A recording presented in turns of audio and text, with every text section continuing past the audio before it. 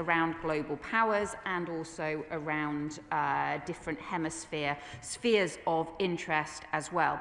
In terms of how the UK should navigate through that, we continue to maintain and uphold the importance of international law and also the importance of the rules-based order and the international framework of law, because we believe it is in our interests and we believe it is the right thing to do, and we will continue to do that. But as part of that, we also have to maintain those rules-based alliances, the alliances that are built on our values and underpinned by our values and laws, including the NATO alliance, including the transatlantic alliance, and that is important too. And that, I think, is crucial when it comes to Ukraine, something that I know he has strongly worked on for a long time. Anderson.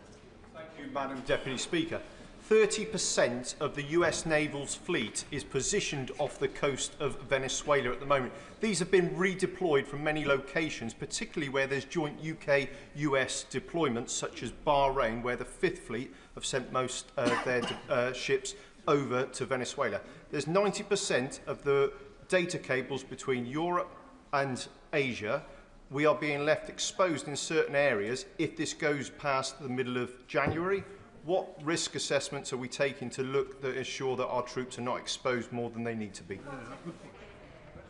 Well, on the issue of the undersea cables, this has been an important issue that we have looked at, not just in terms of UK defence, but also internationally as well. It is something that we have discussed at NATO, something that we discuss as part of our alliances as well, and is why I think we do need to take much more seriously the operations of things like the Russian shadow fleet, some of the Russian operations in our waters, and we will continue to do so.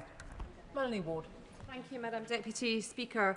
There's been much discussion of international law today, but of course what matters is that it is upheld at such a dangerous time in the world. Our own country is less safe when it is not. And so in the context of both Venezuela and Greenland, will the government reaffirm its commitment to the UN Charter as a key instrument of international law, and will it vote accordingly at the UN Security Council? Hear, hear. We do continue to support the UN Charter. It is the foundation of our peace and security, and we will continue to support it and its principles in all of our international debates. Lisa Smart. Madam Deputy Speaker, I welcome the Foreign Secretary's clarity on the UK's approach to Greenland, that it's up to Greenlanders and Danes to determine their future and no one else. I wonder if she could be equally clear on whether any US bases in the UK will be permitted to be used for any potential military action towards Greenland. Well, we don't want to see any military action on Greenland, and that should not arise because this is a fellow NATO country. We are NATO members, and all together we should work on our security together. Just as an update to members, I'm only going to run this statement until 15:15, so questions and answers will need to be very short if everyone's going to get in. And the second statement will probably only get about 45 minutes. Clive Efford. Speaker, my honourable friend for Blythe and Ashton has already raised the issue of the threat to Colombia, and the Secretary of State has set out quite correctly that we are the pen holder at the United Nations for the peace accord that was achieved in 2016, achieved after protracted negotiations between warring factions, and it's heavily based on our own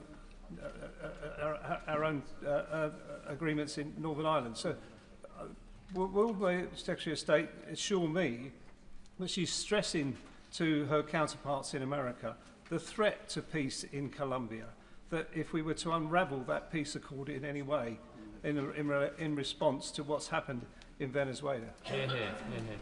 I can assure my honourable friend that we continue to support and uphold the 2016 peace accords, and also as the pen holder, as he rightly says, we work closely with the Colombian government on this and on how to deal with a range of threats to their stability. I will also recognise, of course, the Maduro regime did contribute to that instability in Colombia as a result of both the migration and the criminal operations, but we will continue to work with the Colombian government. Ben Obsi-Jackie. Thank you, Madam Speaker. In November, I asked the government what our position would be if the US took military action in Venezuela in light of the new US national security strategy, which clearly outlines the US administration's position regarding the Western Hemisphere and denial of influence to non-hemispheric competitors. The answer wasn't clear. So, following her discussion with Secretary Rubio, what assessment has she made that Venezuela may be the first domino in a chain across Central America that ends with Mexico? And also, if we don't now recognise Delcy Rodriguez as the legitimate president, is she one of the individuals we've already sanctioned? We want to see regional stability. We want to see calm and stability across the region and partnership working between nations. I think that is crucial. In terms of Delcy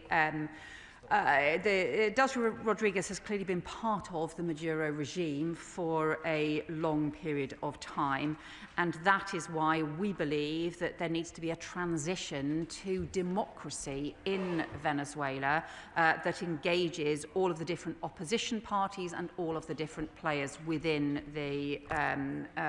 Venezuela, and that is what we will work to do, and that is what I have discussed with Secretary Rubio. Will Crichton. Madam Deputy Speaker, and can I thank the Foreign Secretary for her statement and for her stamina.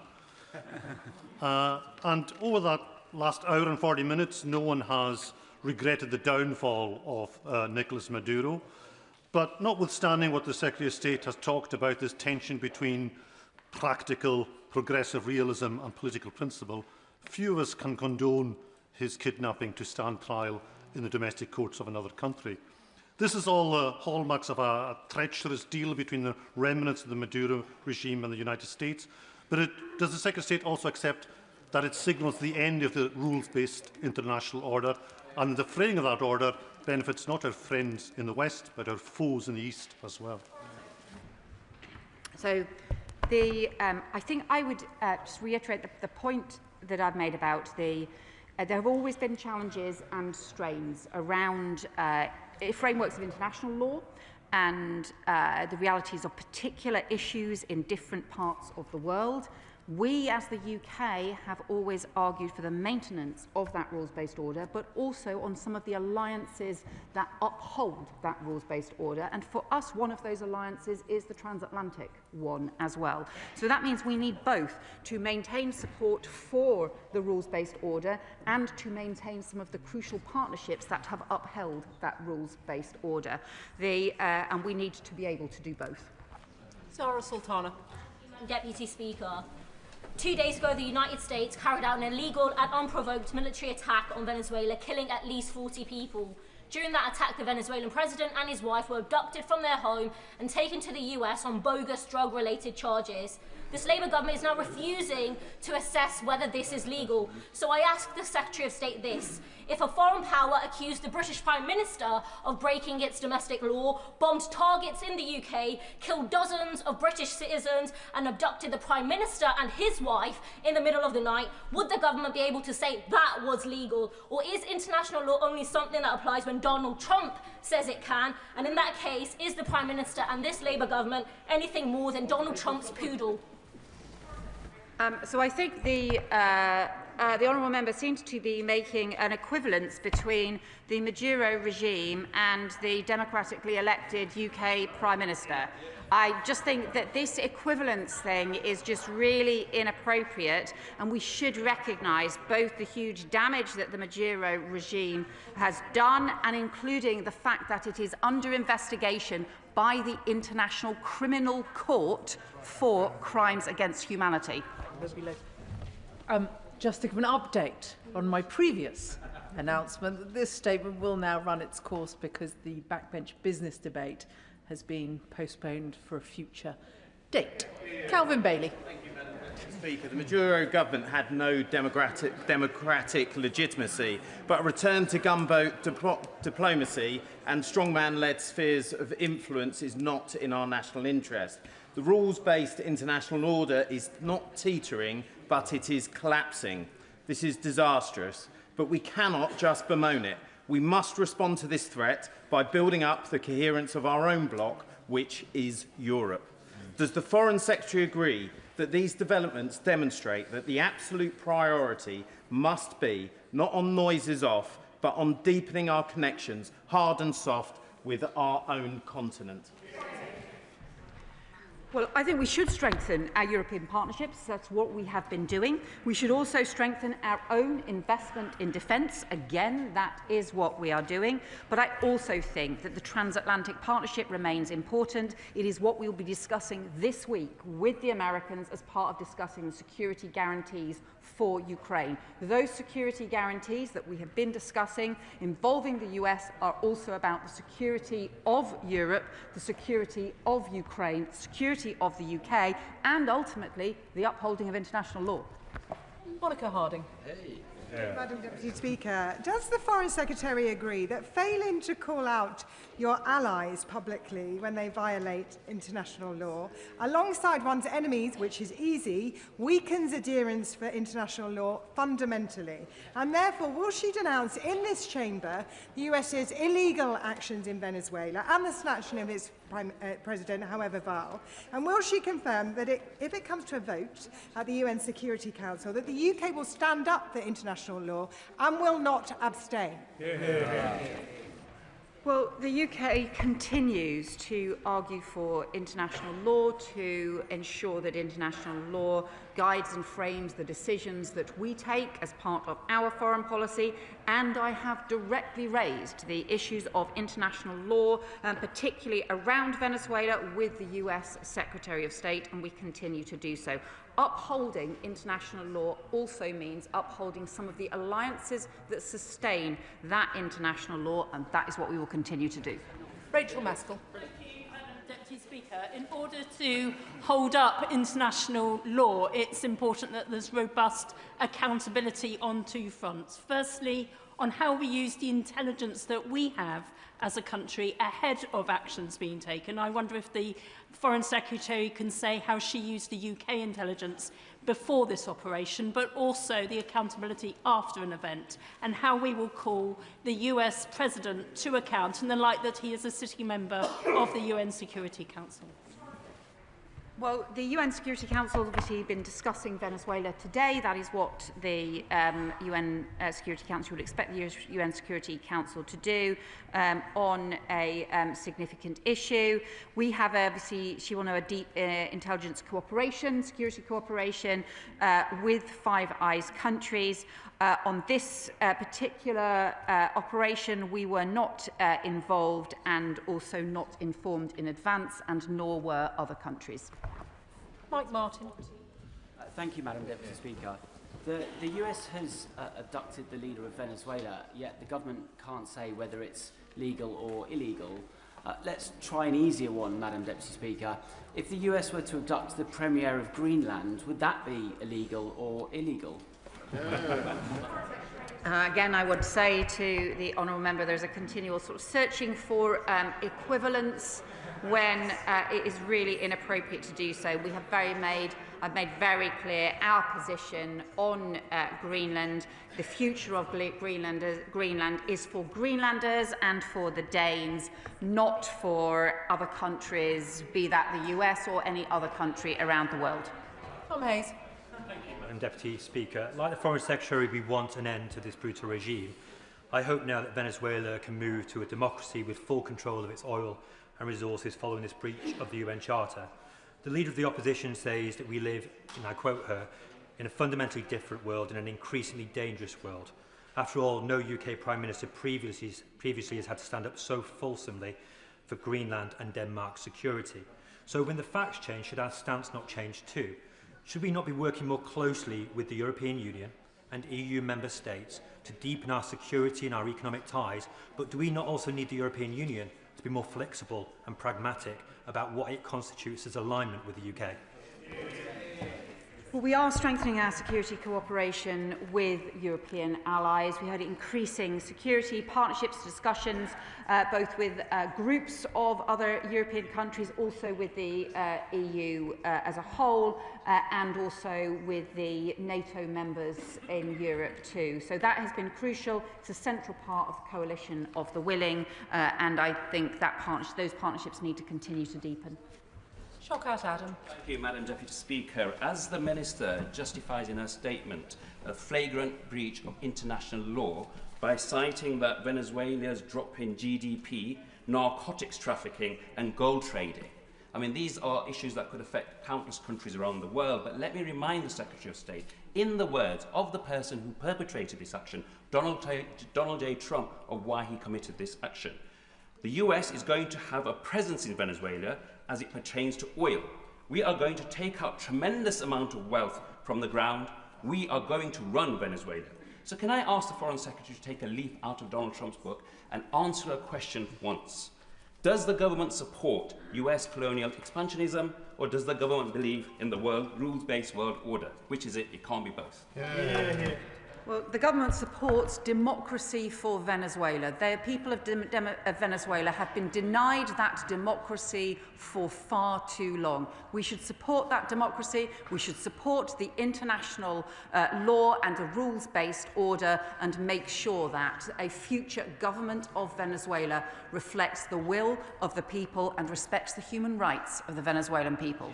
Marcus Campbell-Savers. Thank you, Madam Deputy Speaker. May I ask the Minister if she's reflected on the well-documented difficulties that arise when the US assumes administrative control of occupied territory, difficulties we saw all too clear during the Iraq conflict? And given these lessons, will the government press our American allies to ensure we see an early, credible election, one that enfranchises the estimated 7 million Venezuelans who emigrated during Maduro's time in office? Wouldn't this offer the most legitimate route back to democracy and spare the US the burden and risk inherent in attempting to administer another state? And doesn't this whole situation to displace autocracy demonstrate a need to establish a new consensus that updates the principles that govern the intervention in failed states? I think the Honourable Member makes a sort of important, thoughtful point about the way in which frameworks need to work, but he is right that this needs to be the transition to democracy at the earliest opportunity. The first stages in that are ensuring there is stability and then the release of the political prisoners, the return of political opposition members so that they can come back to Venezuela, because you cannot fight a free and fair election whilst there is still political repression in place. Christine Jardine. Thank you very much, Madam Deputy Speaker. I have to say this is one of the most depressing days I've spent in this chamber in the past few years, because while I welcome the Foreign Secretary's commitment to democracy in Venezuela and her repeated commitment to the rules-based international system and our alliances, I cannot bring that together with this government's abject failure to condemn the actions of Donald Trump in breaking international law. And the concern that is created, reflected in statements by the leaders of Greenland, Denmark, Sweden, the Foreign Secretary herself at the dispatch box. So how is the government going to reconcile that blatant contradiction? Well, I think set out already our clear position on Greenland, the importance of international law, but also the importance of working through our different alliances and being prepared to raise issues, be it around international law or other issues, both privately and publicly as well.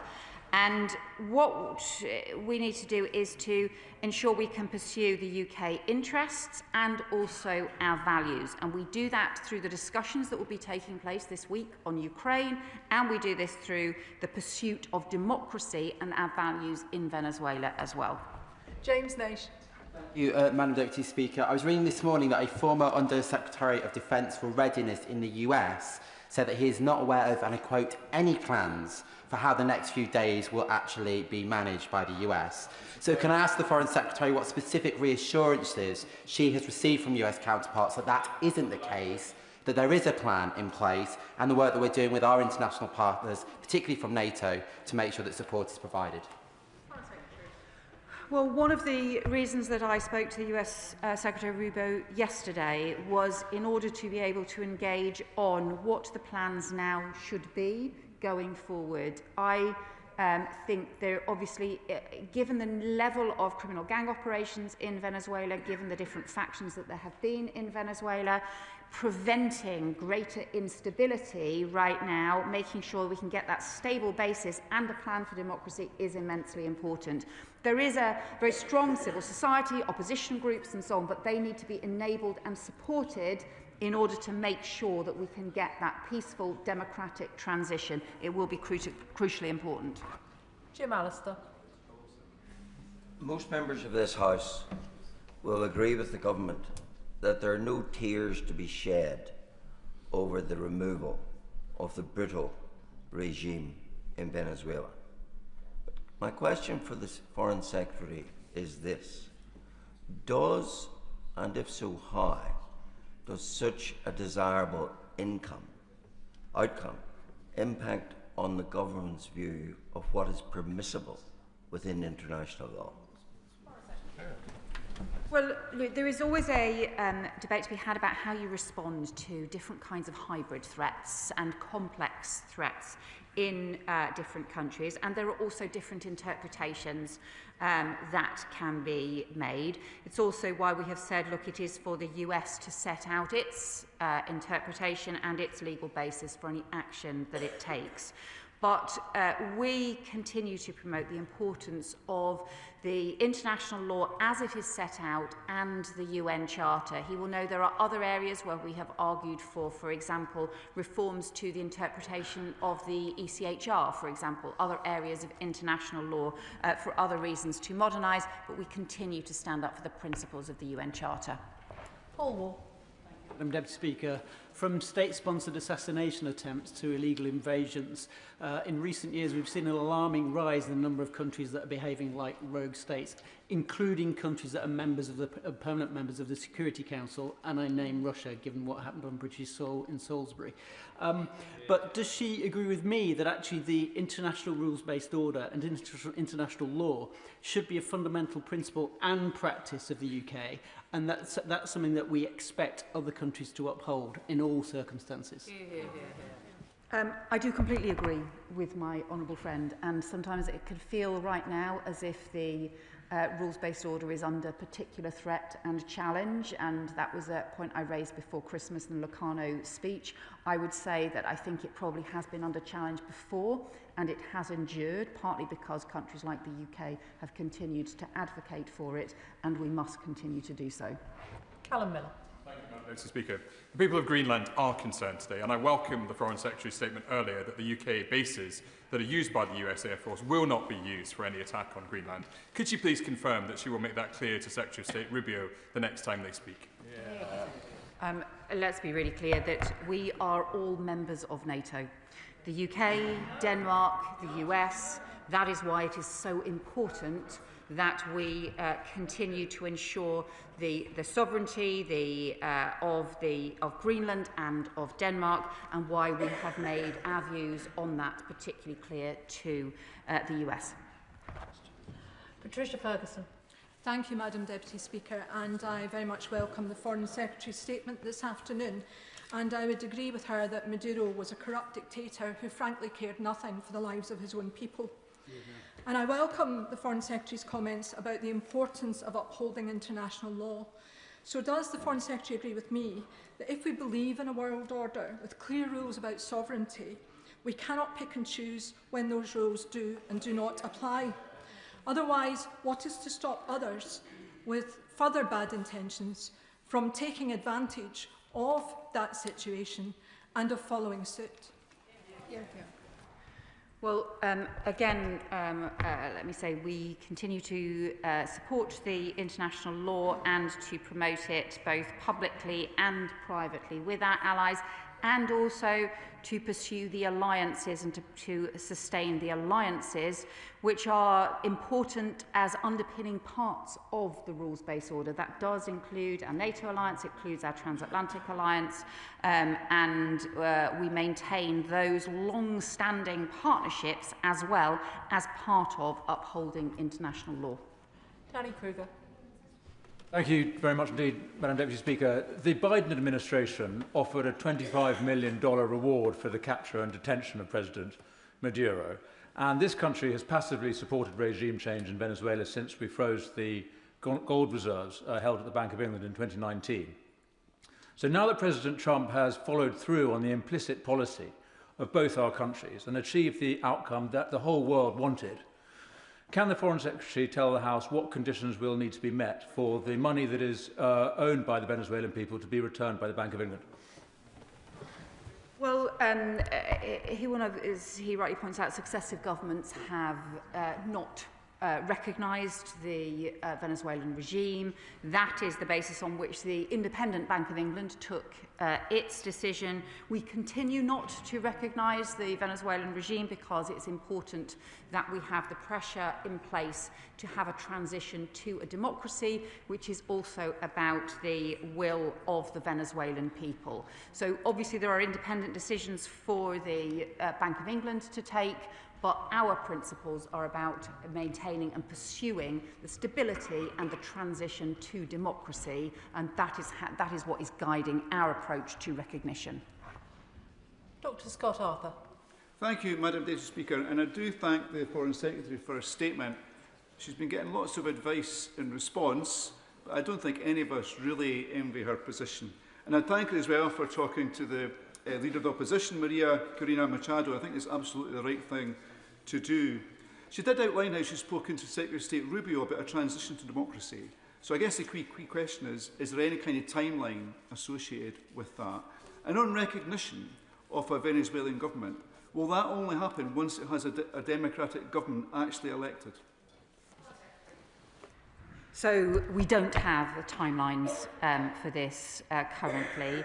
And what the opposition, the Venezuelan opposition, have said is the first step has to be an end to political repression, the release of political prisoners, and also the safe return to Venezuela of opposition politicians, because without that you cannot have free and fair elections. So that is the first step we are pressing for, is an end to the political repression, and that is what we are urging the transition Vice President, now acting President, to do. Dr. Al Pinkerton. Thank you, Madam Deputy Speaker. There's an old warning from Benjamin Franklin. If you do not hang together, you will hang separately. Given the events in recent days in Venezuela, given the active threats against Cuba and Mexico, and in the past Canada and today Greenland, can I ask the Foreign Secretary, where is the line? What is the Rubicon now for the United Kingdom the crossing of which that would force us to recognise that our silence today will only lead to greater challenge tomorrow? And is it not time that we hang together with our values-based allies to stand up against Trump's colonial possession-taking in Central America, whether or not it's in the Western Hemisphere or elsewhere? Yeah. Well, I think, the equivalence across different countries is the wrong approach to take. I think that also does not recognise the scale of damage done by the Maduro regime, and also that what we need to do in order to promote international law is also to promote some of the partnerships that underpin it. It's why we need to work closely, not just with the coalition of the willing that is meeting tomorrow to discuss Ukraine, but also to ensure that there are US security guarantees, which is an important part of our security alliance with the US, and also that on Greenland we and other European countries have made our position clear. Iqbal Mohammed. Thank you, Madam Deputy Speaker.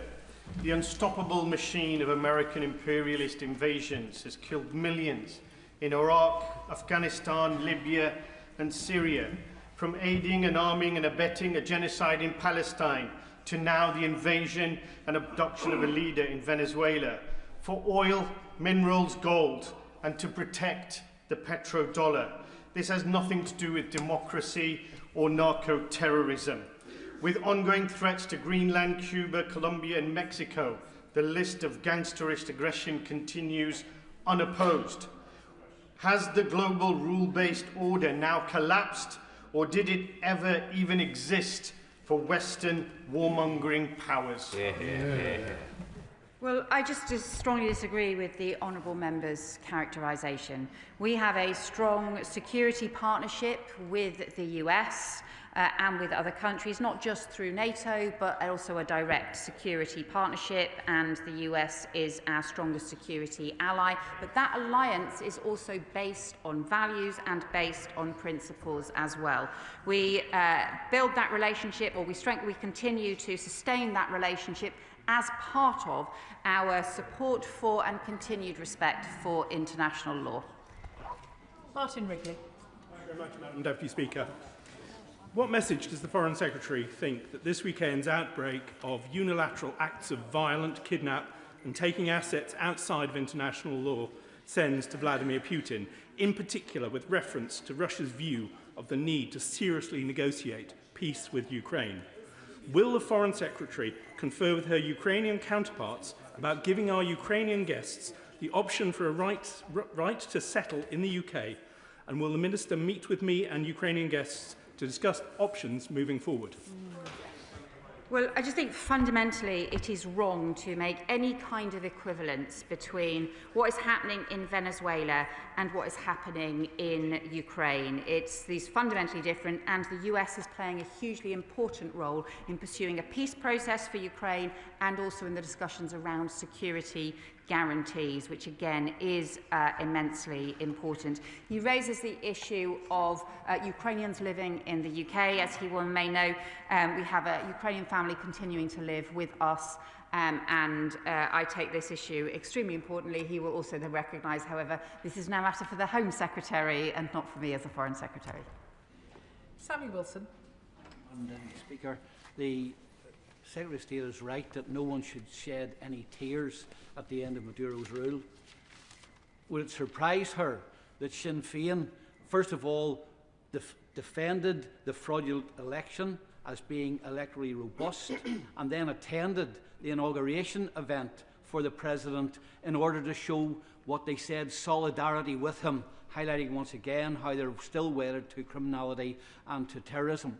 But there's an opportunity now that the Americans have done good for the Venezuelan people by removing the corrupt cancer which so damaged their country. Can she outline what steps can our country take to ensure that democracy is restored in Venezuela? And from her discussions with the Americans, how much will they cooperate with us in that venture? I think no one should be defending the Maduro regime. I've talked specifically to the US Secretary of State about the transition to democracy. The US have said that this is important, but we need to make sure that those conditions are in place, starting with the ending of political repression. Cameron Thomas. President Maduro was illegitimate, but Donald Trump's illegal incursion into Venezuela puts him in the company of Vladimir Putin and will embolden President Xi's ambitions for Taiwan. More pressing for the UK is that a repeatedly threatened occupation of Greenland would see Putin's ambition for NATO's disintegration come to pass. Given that there are numerous US assets in the UK, what discussions has the government had with our European counterparts, including the Danes, to prepare European security against the threat now posed and explicitly stated by the President of the United States? I really just have to say to the honourable member, trying to make equivalence between the US and Russia is just ridiculous. It's totally ridiculous and deeply, deeply inappropriate. A country where we have seen the Russian invasion of Ukraine and also the kidnapping of Ukrainian children, and in contrast, our relationship with the US, in which they are discussing now security guarantees for Ukraine. I think that's hugely important. Ayub Khan. Thank you, Madam Deputy Speaker. Absent international rule-based order leads to chaos, and we all know that within chaos there is order, and sadly, that order is where the strongest survive and the most vulnerable and weak die, neither just nor morally right. So I ask the Foreign Secretary, how can we be both champions and advocates for international rules-based order, yet wholly equivocal when it comes to calling out this flagrant breach of international law? Hear, hear. Well, we have set out our continued commitment to international law and also the importance of maintaining some of the underpinning alliances, rules-based alliances that are so important for sustaining the rules-based order. It's why we will continue to argue for international law and also to continue to maintain things like the NATO alliance and the partnership, and why we will continue to raise these issues both publicly and privately with our allies. Daisy Cooper. Thank you, Madam Deputy Speaker. The President Trump's actions are not about drugs, they are about oil. They are not about regional stability, they are about regional dominance. And they are not about upholding the law, they are about breaking it.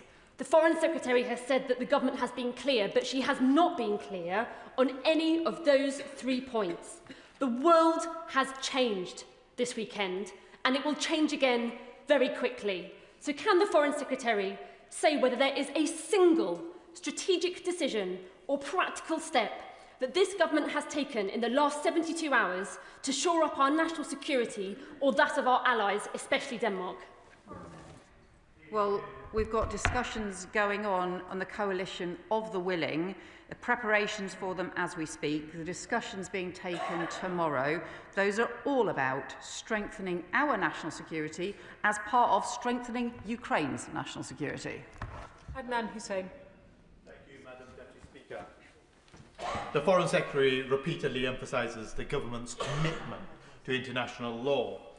I, as I'm sure with many of my colleagues across the House, remain confused as to the Foreign Secretary's position in respect of President Trump's actions in Venezuela, whether they were in line with international law, and whether she believes breaching a nation's sovereignty is indeed a breach of international law and order. It could simply be a yes or a no. Well, as I have said, we won't shed a tear for Maduro and for his deeply damaging regime. It is for the US to set out the legal basis of their actions, which we were not involved in. We will promote now the democratic transition, which is something we have continually argued for as part of the policies that we have set out over many years on Venezuela, and we will continue to stand up for international law. Josh Babarindi.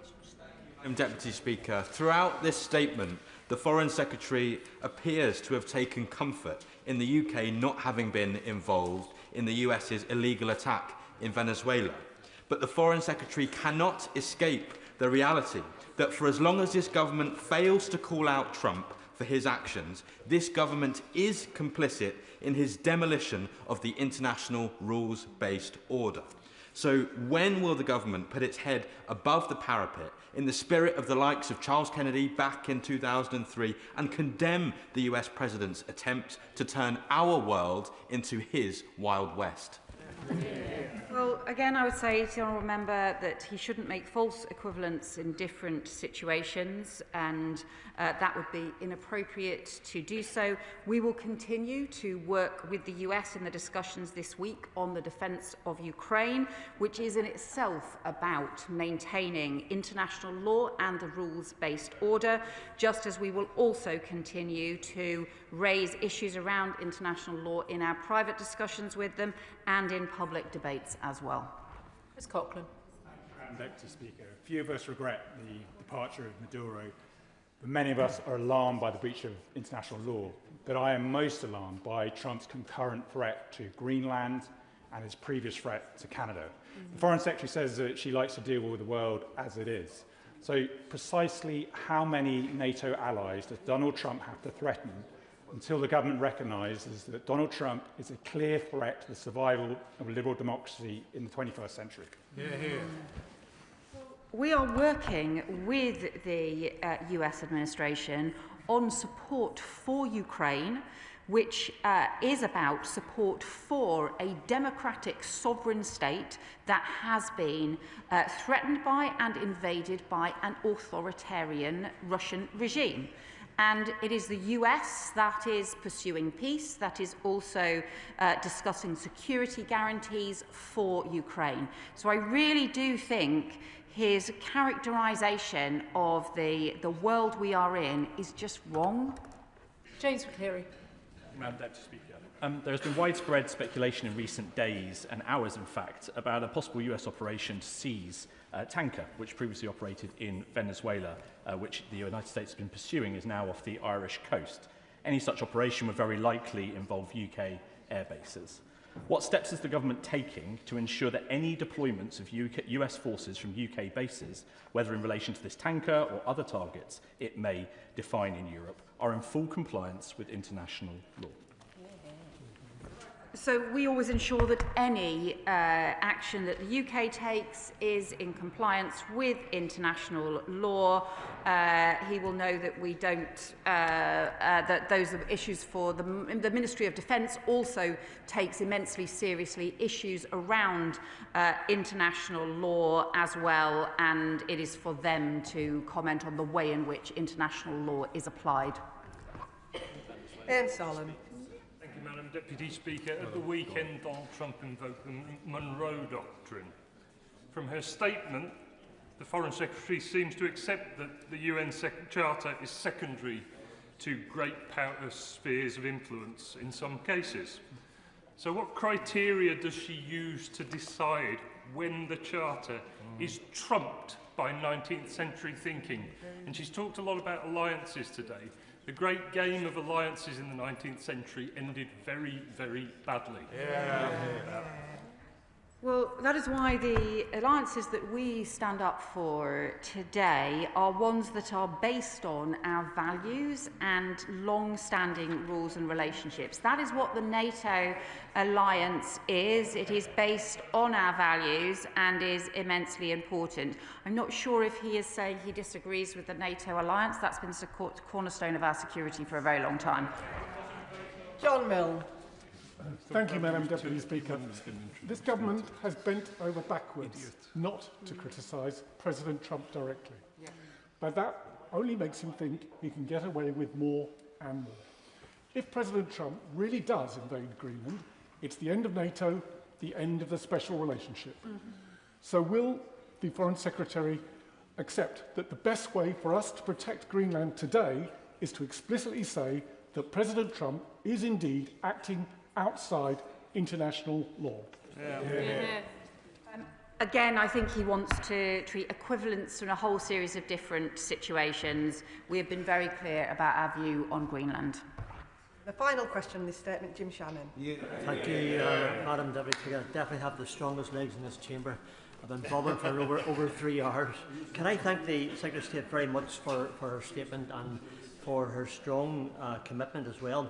But will the Secretary of State further outline what support we can offer our US allies to ensure that democracy is restored or indeed it is created in Venezuela? That nation has great potential to do so much good. And further, what support can our UK government offer to secure the daily needs of so many young people who have been ignored for many, many years and left in poverty for far, far too long? Thank you. I think he is right about the future of Venezuela and the future for these Venezuelan people, including young people in Venezuela who have been pushed into hardship, into poverty by the corruption of the regime and by the criminality of the regime. There is an opportunity now, but it is fragile. It is very fragile. We have to ensure that we can support stability in Venezuela and this transition to democracy, which is so crucial. Those are the points we will continue to make as part of our discussions with the US, and also that is the work that our embassy on the ground will continue to do. And that concludes the statement on Venezuela. I'd like to thank the Foreign Secretary who's taken over 90 questions and who's been on her feet for 2¼ hours. Thank you. We now move on to the next statement, which is the Middle East and North Africa. And if I can give the front benches just a few moments to swap round.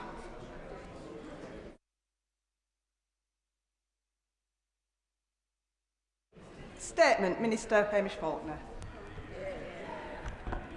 Madam Deputy Speaker, there have been a number of developments in the Middle East that I'd like to update the House on, including Gaza, Iran, Yemen and Syria. I'd also like to take the opportunity to provide an update on the case of Alaa al-Fatah, which has been a subject of debate during the parliamentary recess. Beginning with Gaza, the humanitarian situation remains desperate. Even with the ceasefire, 500,000 people are struggling to find enough food.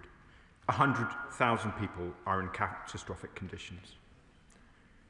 The peace plan was clear. The Israeli government agreed to let aid in without interference through the UN and other international organisations.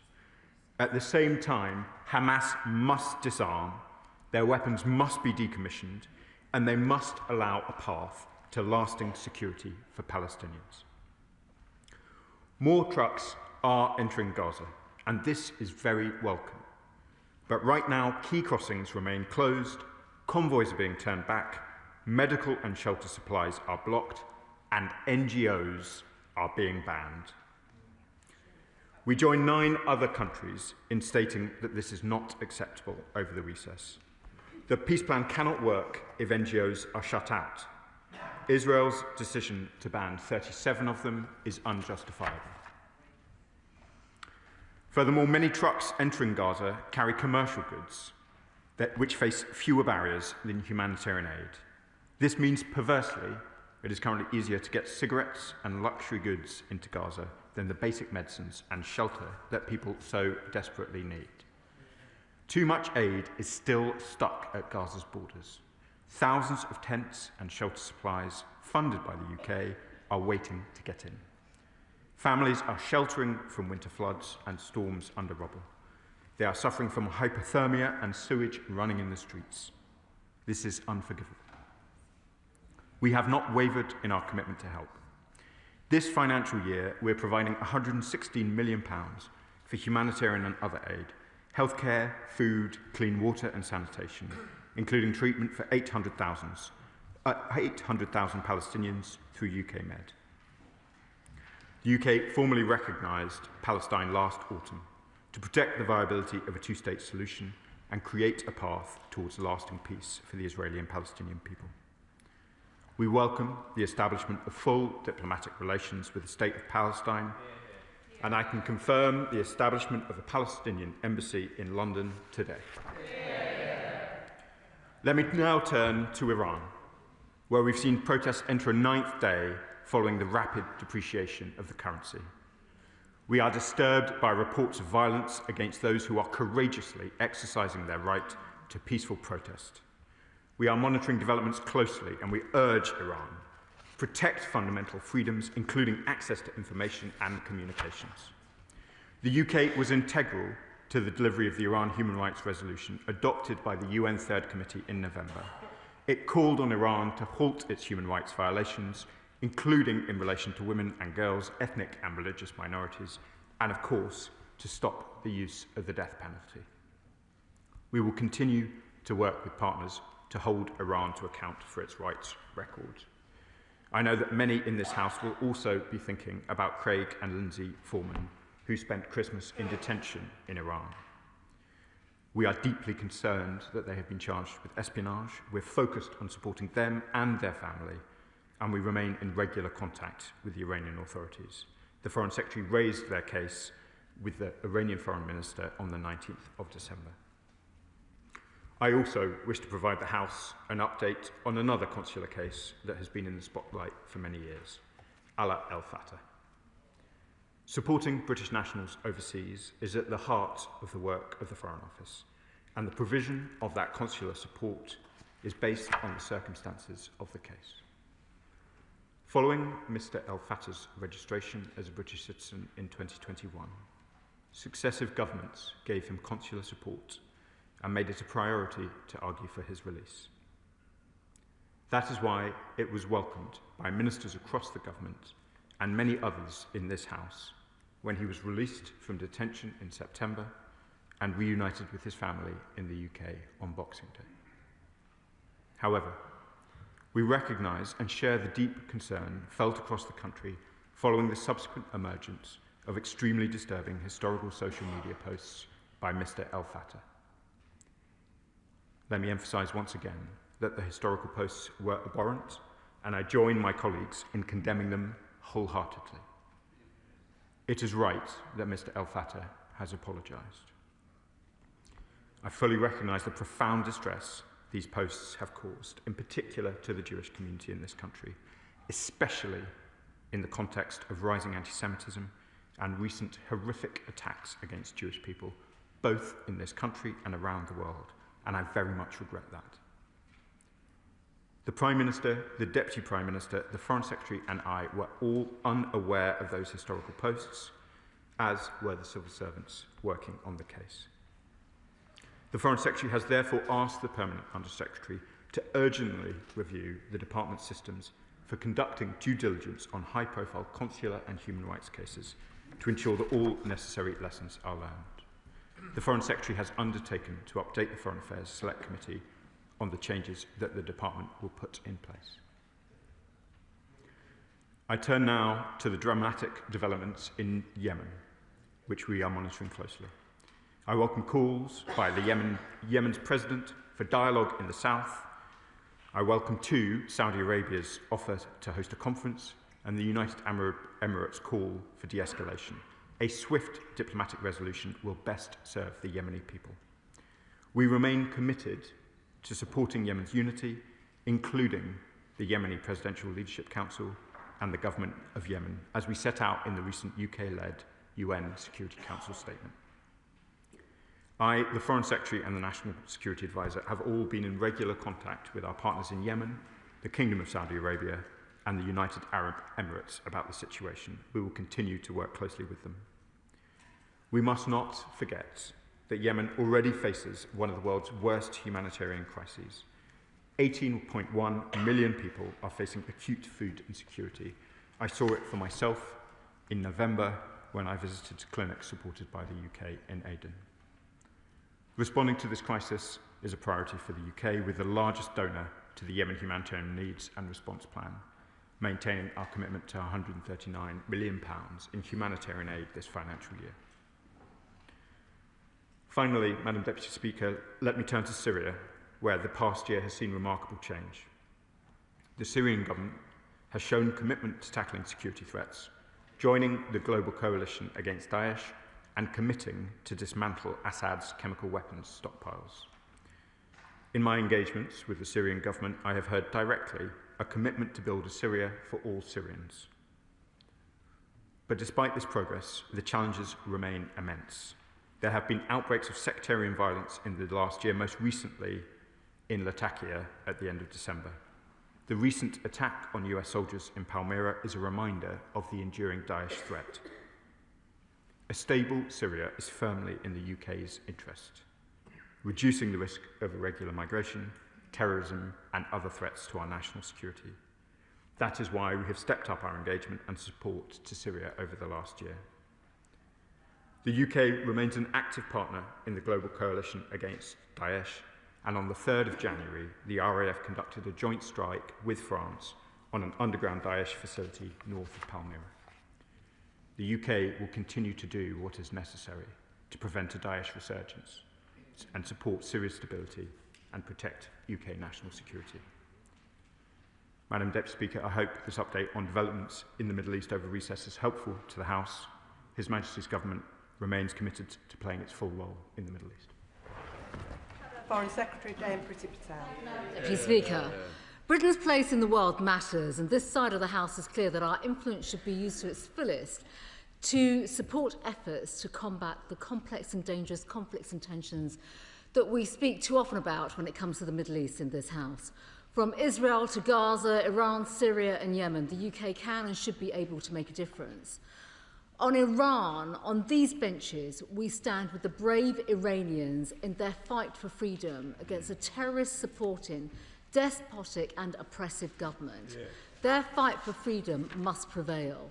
So can I ask the Minister what discussions are taking place with our partners in the region over the actions that can be taken to stop the regime's cruel and barbaric acts against those campaigning for freedom?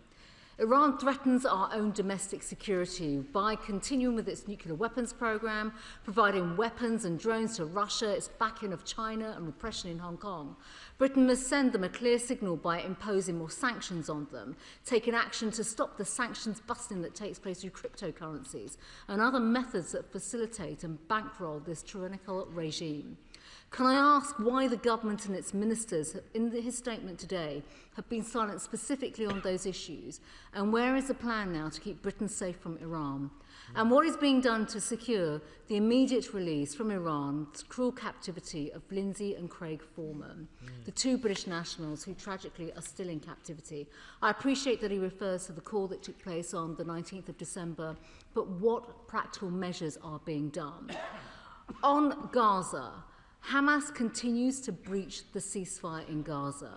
They have refused to release the body of the remaining Israeli hostage, Ran Gildi, which has been in terrorist captivity for over 820 days. Can I ask the Minister what pressure is being put on Hamas to adhere to the terms of the ceasefire, to disarm and bring Ran back to his family? Will he also confirm, and he's mentioned this on aid, that 4,200 trucks are being delivered in aid to Gaza each week in accordance with the 20-point peace plan, then that is being overseen by COGAT and the CMCC? Is he meeting with CMCC and COGAT to see the operational delivery of this aid and the role that the United States is playing in securing this aid delivery? And on the licensing of NGOs, can the Minister confirm that the number of agencies that have been through the licensing programme, how many have been, and what contribution are they now making? We know and we understand, and we've heard so much in recent weeks and months about terrorists infiltrating aid agencies and diverting aid. So what discussions has he had with ministers within the Israeli government as well and his counterparts to work with them to find practical solutions that address the serious concerns that have been raised so that more aid can get through and is not compromised to terrorists? On reforms to the Palestinian Authority, why is the government still backing them with taxpayers' money while they continue with the pay-to-slay programme? And when will this practice stop? Turning to Yemen, I agree with the Minister's comments made about Yemen and the conflict and the humanitarian suffering. Every single successive government has worked tirelessly to secure more aid and to support our global efforts when it comes to the suffering in Yemen.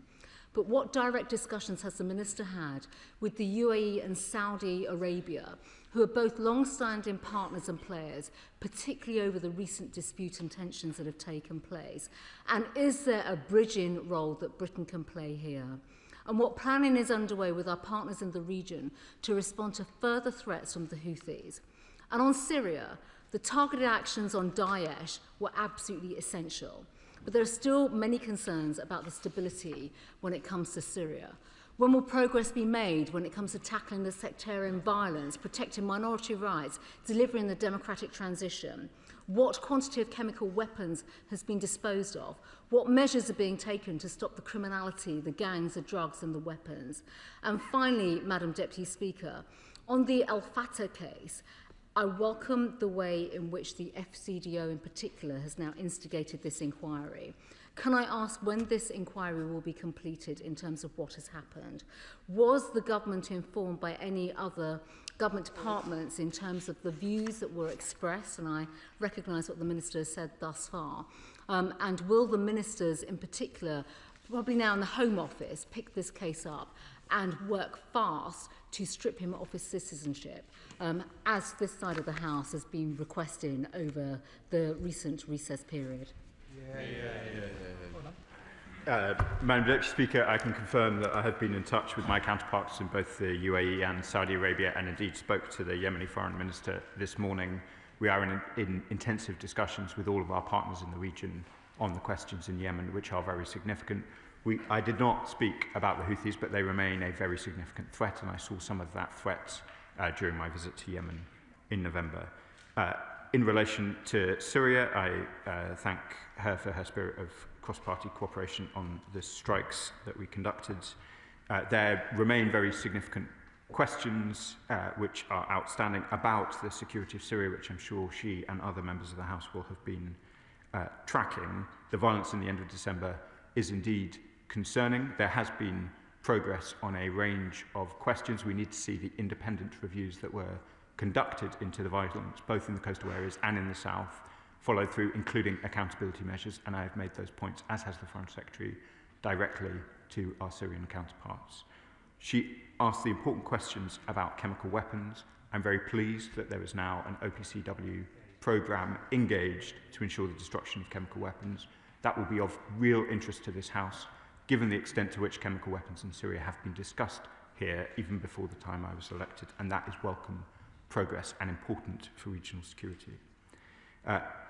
On Iran, she is right to highlight the bravery of the protesters. She will have seen, I'm sure, also our spokesperson's statement over the course of the last few days, and indeed the remarks I have just made. We are speaking, of course, to our partners in the region. We are careful in the way we discuss matters in Iran. It is absolutely obvious that some in the leadership of Iran wish to portray these protests as being externally animated. Of course they are not. This is a response from the Iranian people themselves. In relation to Mr. Al-Fattah and the next steps, he was, as she knows well, provided citizenship by the previous government. That is not something that is stripped lightly. She would have seen the remarks of the Home Secretary during Home Office all questions earlier during the day. In terms of the timeline of the review, we intend it to be swift. We want to draw a line under this matter as quickly as we can and ensure that in all other cases, appropriate lessons are being learned. In relation to aid, aid in Gaza, I'd like to be clear, Madam Deputy Speaker, we are talking here about charities like Oxfam and Save the Children, credible charities supported by the British public who have donated generously over the course of Christmas. There has, of course, been concerns in relation to aid in Gaza. We have ensured wherever they have been raised, they have been investigated, but we should not let that take away from the credibility of the organisations involved. It is vital that those aid agencies are able to work. 30% of Gazans cannot afford basic food. She is right to say that there has been an increase in the aid going into Gaza, but it is not yet in line with the 20-point plan. Still, UN truck shipments are going in less numbers than was agreed. I think the number is of 250 aid trucks from the UN going in a day, only 147 are going in. It is welcome that commercial goods are getting into Gaza, but as I said in my statement, it is vital that it is the life-saving humanitarian aid, in particular tents and medicines, that get it. Patricia Ferguson. Thank you, Madam Deputy Speaker, and I thank my honourable friend for his statement this afternoon. And I entirely agree with him that at a time when the humanitarian crisis in Gaza remains so desperately urgent, that the decision by the Israeli government to withdraw accreditation from 37 aid agencies, 37 extremely credible aid agencies such as Caritas Internationalis, ActionAid and the International Rescue Committee, is an act of cruelty. And will the Minister therefore join with me in condemning this decision and urge Israel in the strongest possible terms to rescind it immediately before more deaths are occurring in Gaza and the West Bank because of the lack of the humanitarian aid that we need? And will he also urge them to open up the Rafah crossing as a matter of extreme urgency?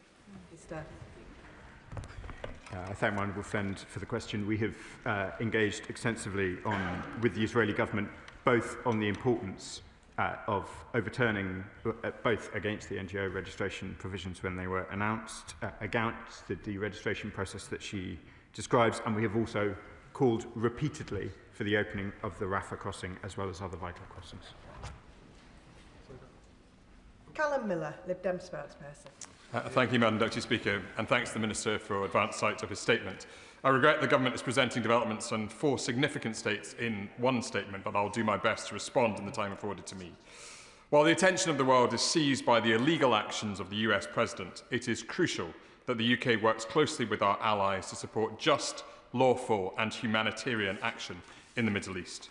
After 2 years of widespread destruction, people in Gaza are already facing severe shortages of food, clean water and medical supplies in the midst of winter. What immediate action is the government taking to persuade Israel to reverse its decision to bar reputable international aid agencies from Gaza and the West Bank? The continued expansion of settlements on Palestinian land by Netanyahu's extremist cabinet since the House last met is explicitly intended to undermine any prospect of a two-state solution. So will the government implement immediate sanctions on members of the Israeli cabinet, a full ban on the import of settlement goods, and finally publish its response to the 2024 ICJ ruling that Israel's occupation is illegal under international law? Liberal Democrats condemn the violent repression of public demonstrations in Iran. The casual threats from the US President to take unilateral military action merely serve to escalate tensions. So how is our government working with European and regional partners to coordinate lawful external pressure on Iran? And when will the government commit to prescribing the Iranian Revolutionary Guard Corps under UK law? The people of Yemen desperately need peace, yet regional powers continue to intervene to support the armed factions. So will the government review all arms export licences to Saudi Arabia and UAE to ensure that UK weapons are not enabling them to sustain the conflict? The UN estimate that around 24 million Yemenis desperately need food and protection. How is the UK ensuring that humanitarian aid reaches those most in need, particularly in areas where access is restricted or contested? The Liberal Democrats support limited multilateral strikes against Daesh in Syria to ensure the eradication of their infrastructure and to counter their dangerous and violent ideology in the Middle East. Can the Minister confirm that the government is confident these recent strikes were fully compliant with international law and proportionate to the threat? And what steps is the government taking to ensure the new Syrian government is protecting the rights of all, including minorities and women? Thank you, Madam Deputy Speaker, and I thank the Liberal Democrat spokesperson for the spirit of the question. To address why I put so many developments into the statements, there were so many developments that I wish to update the House at the earliest opportunity and provide colleagues an opportunity to ask questions on any element of it. We will continue to voice our position in relation to the absolute vital importance of the right to assembly in Iran and indeed a right to communications as well, and we will continue to do that alongside our partners and indeed in our own voice as well. I am confident and can assure the House that the strikes on Iran were consistent and compliant with international law. We, as I said to the Shadow Foreign Secretary, we continue to raise the importance of accountability in relation to violence in Syria with the Syrian government. In relation to developments in Yemen, particularly on questions of aid, there is, I'm afraid, a very significant divergence between the ability of the UK to deliver aid in the areas controlled by the Houthis and the areas not controlled by the Houthis. The Houthis have continued to seize aid workers and indeed aid premises.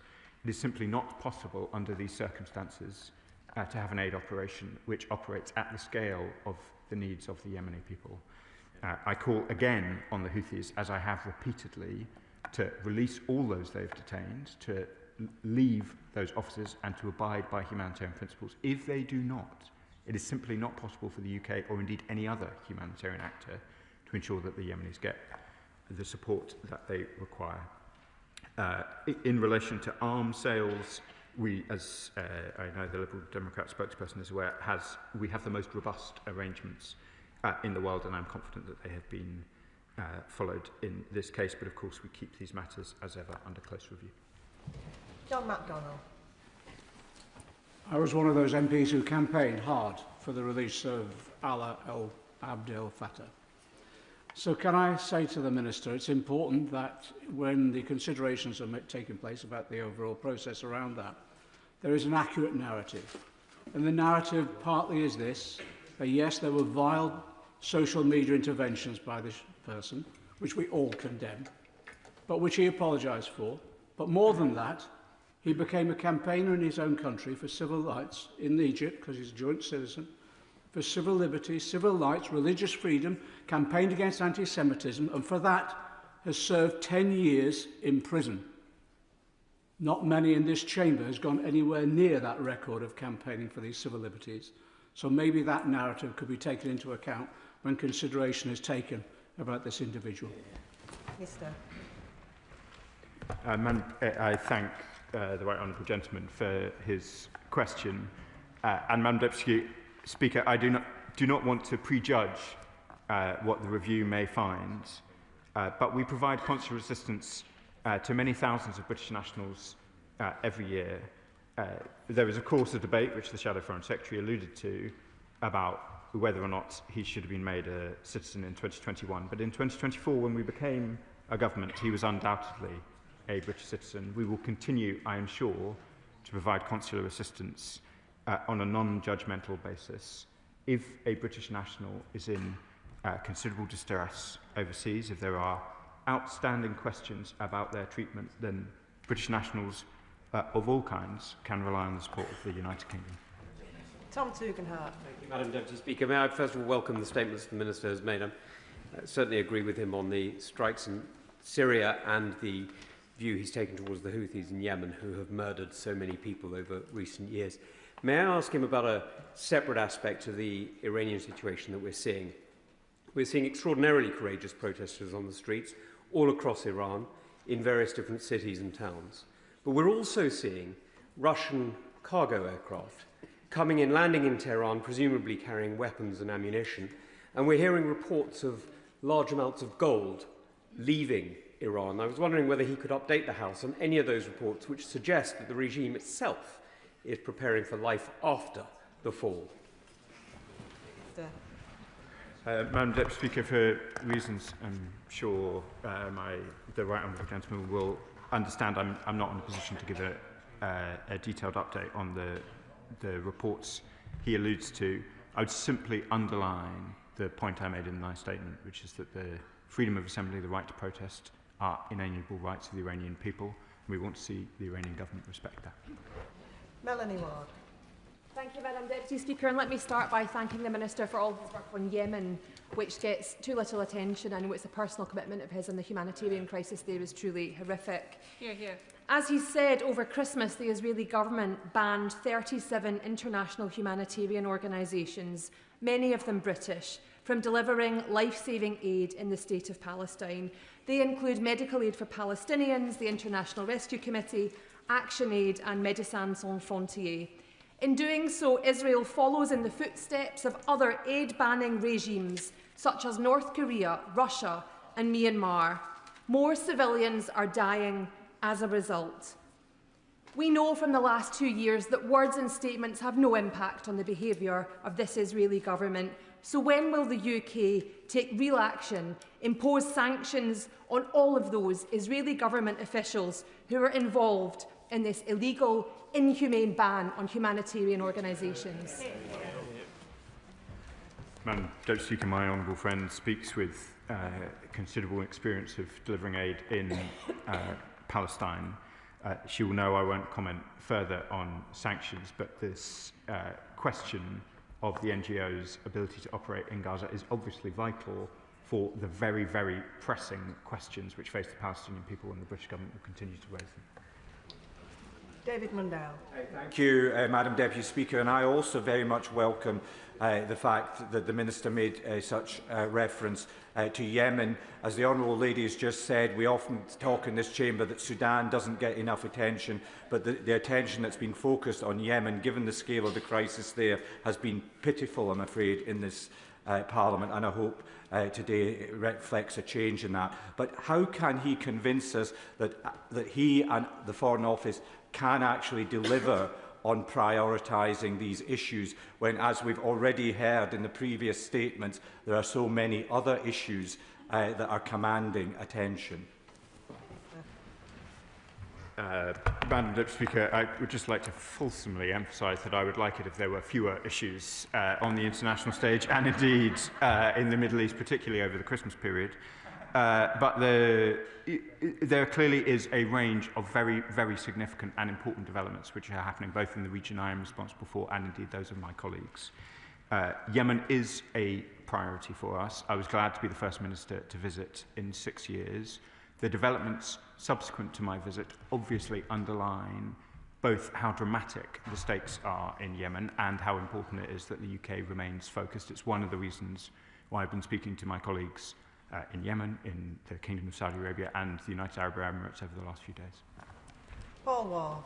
Thank you, Madam Deputy Speaker. Can I welcome the fact that, as the Minister said, The UK is spending £116 million this financial year on aid to Palestinians. That's vital aid for healthcare, food, clean water and sanitation. But the fact remains that that aid is often stuck at the border because of the continued closure of the Rafah crossing. But also, more importantly, at a time of humanitarian crisis in Gaza, which is desperately urgent, the decision by the Israeli government to withdraw support or accreditation for the NGOs like Action Aid, Care International, International Rescue Committee and the Norwegian Refugee Council is an act of calculated and unconscionable cruelty, isn't it? And will the Minister join me in condemning that act and, as my honourable friend says, consider urgently the question of sanctions against Israeli ministers responsible for it? Minister. My honourable friend has been a doughty campaigner on these issues since he arrived in the House. I don't have much further to add.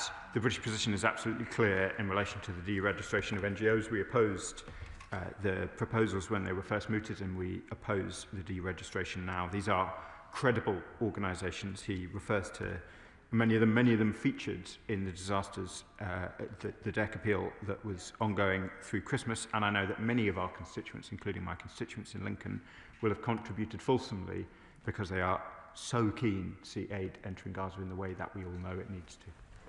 Monica Harding. Thank you, Madam Deputy Speaker. The Minister speaks at length about humanitarian need and the UK's desire to lead. Yet the reality is that this government has cut aid to its lowest level this century. The OPTs, Yemen and Syria all face cuts, and Syria alone this year aid has been slashed by 35%. So how can the government credibly claim urgency on humanitarian access, stability and peace, whilst simultaneously withdrawing aid budgets? And in Gaza, the Minister rightly condemns the suspension of licences of INGOs, but the restriction of humanitarian aid is against international humanitarian law.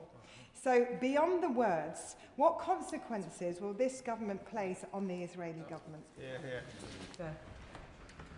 Madam Deputy Speaker, we've talked at some length before about the actions we've taken, including sanctions against two Israeli ministers. I won't, for the reasons I've already alluded to, speculate on sanctions from the dispatch box.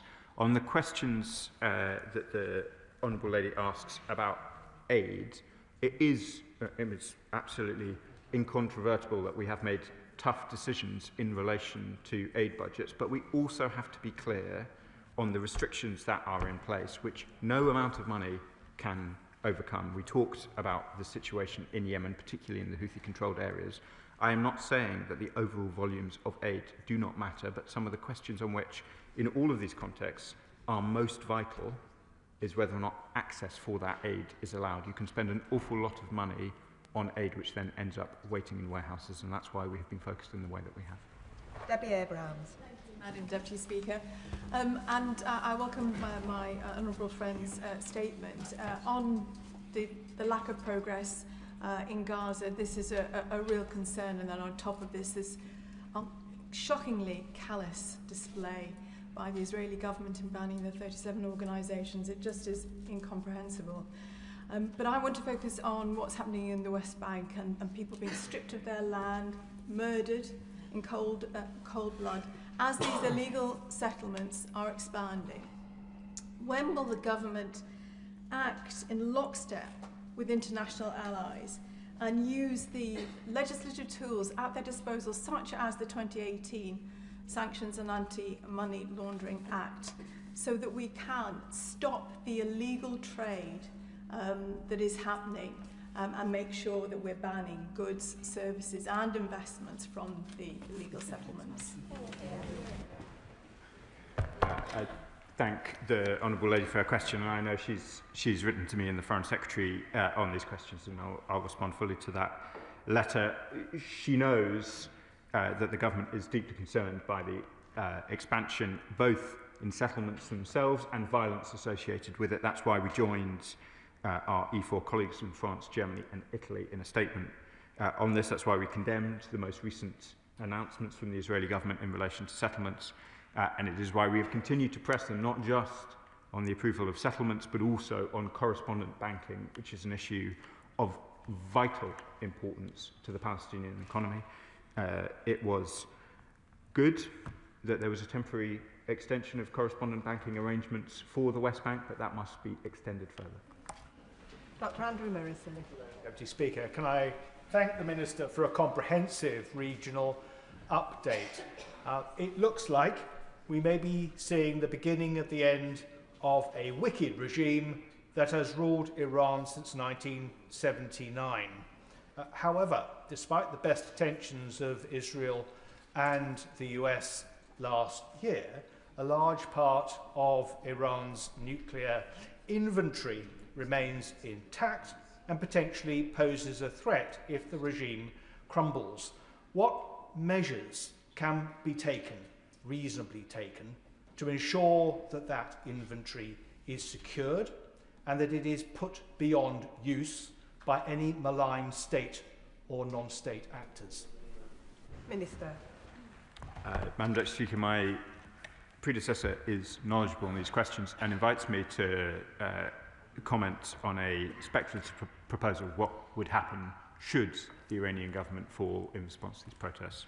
I have learned in this job not to make predictions or to speculate in this way. All I will say is that the status of Iran's nuclear program remains of the utmost interest and priority to the British government. It is why we reimposed the snapback sanctions late last year. We will continue to monitor these developments very, very closely. Nuclear proliferation is amongst the gravest threats, not just to regional but global security, and we will continue to give it the focus that it deserves.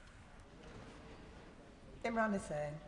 Thank you, Madam Deputy Speaker. The reality is that Israel continues to breach the ceasefire whilst the international community continues to offer words and statements of concern without any real action. As we've already heard in the Chamber today, this week it announced that 37 international aid organisations will now be prevented from distributing aid in the occupied Palestinian territories. That means more women and children already starving will die in continuation of Israel's genocide in Gaza. Does the Minister not think that the time for words of concern and statements of concern without action is over? And when will he finally announce proper, meaningful action, including ending all arms sales, widespread sanctions on Israel in the same way we have done to Russia for its war crimes in Ukraine, and ending all trade with illegal settlements? Madam Deputy Speaker, I have set out already the continued aid efforts. I've set out the work we're doing both alone and alongside partners to ensure that these points that we're discussing this evening are made with the force that they require to the Israeli government, and will continue to do so. Chris Law. Thank you, Madam Deputy Speaker. It won't surprise you that I'm going to echo more or less what many people have said on Gaza across this House, which is 1.6 million people are facing starvation, winter floods, winter storms, freezing temperatures. Aid has been totally blockaded. 37 NGOs, including Médecins Sans Frontières, Norwegian Refugee Council, ActionAid, Oxfam and others are denied access. And less than 10% of aid that was received before October 23 is now getting through. And the question that keeps getting asked in this House is this: what's the next concrete step that this UK government is prepared to take? If we can't discuss sanctions and all we're discussing talk, is there something else that can be given, is offered to all of us in this House who are desperate to hear some further progress that's going to be made? Thank you. I can reassure the honourable gentleman this has been a priority through the Christmas period. We will continue to work on it with the urgency that it requires, and I'll continue coming to the House to provide updates. Stella Creasy. Thank you, Madam Deputy Speaker. I feel I must press the Minister on this issue about the settlements that were announced over the Christmas period, further 19 of them in the West Bank, because Minister Smotrich has been explicit. This is about deliberately making it impossible to establish the Palestinian state. It brings to the total in the last 3 years alone 69 new settlements in the West Bank, several of which were ones that had previously been dismantled. These actions are provocative at best, deeply destabilising for the peace process that will benefit so many people in both Israel and Palestine as a result.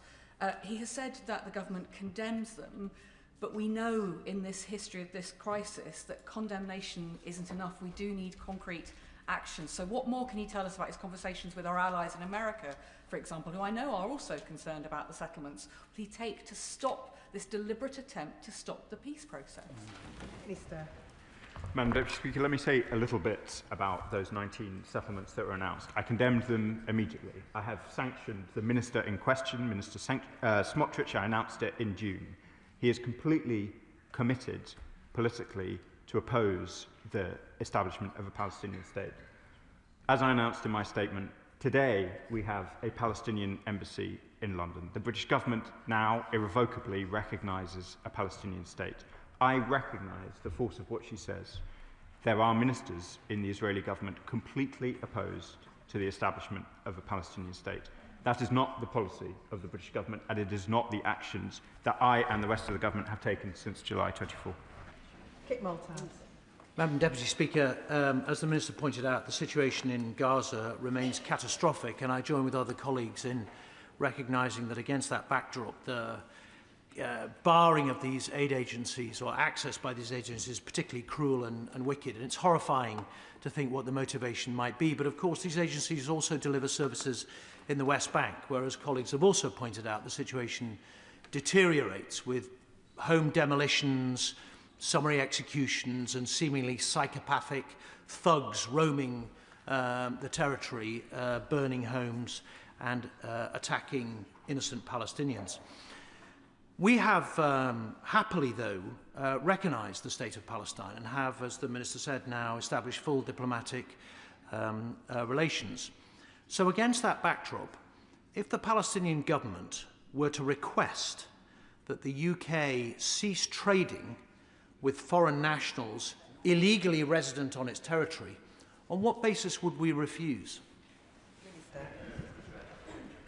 I will, as I did with his colleague, resist the temptation to be drawn into speculative questions, but just to be clear, the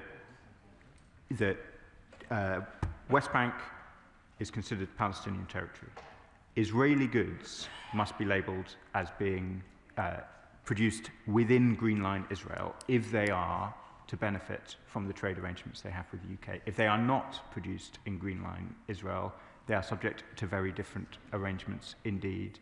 I understand, I think the right honourable gentleman has signed the letter that my colleague has, and I'll provide a full response in due course. Matt Weston. Thank you, Madam Deputy Speaker. I just want to pick up on the point that my honourable friend was talking about in terms of aid getting in and the paucity of that. But just the utter ridiculousness of how Israel is frustrating not just the quantity of aid, but really the basic elements of aid, such as tent poles and tents or razor blades, whatever, or generators, claiming that somehow they are dual use and therefore a potential threat. Could I urge him, really in terms of humanitarian basis, to pick this up with his opposite number about just how wrong this is and how he is denying humanitarian aid to the people of Palestine? My honourable friend makes important points. The dual-use list, which is restricting aid into Gaza, is clearly having very, very significant humanitarian effects, covering a wide range of items, including the shelter items he described. It has also had a very adverse effect on the ability to ensure even the rudiments of health provision in Gaza. We have and will continue to call on the Israeli government to review the dual-use list and ensure that vital supplies get in the quantity that is required with the urgency demanded. Brian Matthew. Madam Deputy Speaker, I welcome the Minister's statement and the good news about the establishment of the Palestinian embassy today in London. My question, however, concerns Sudan.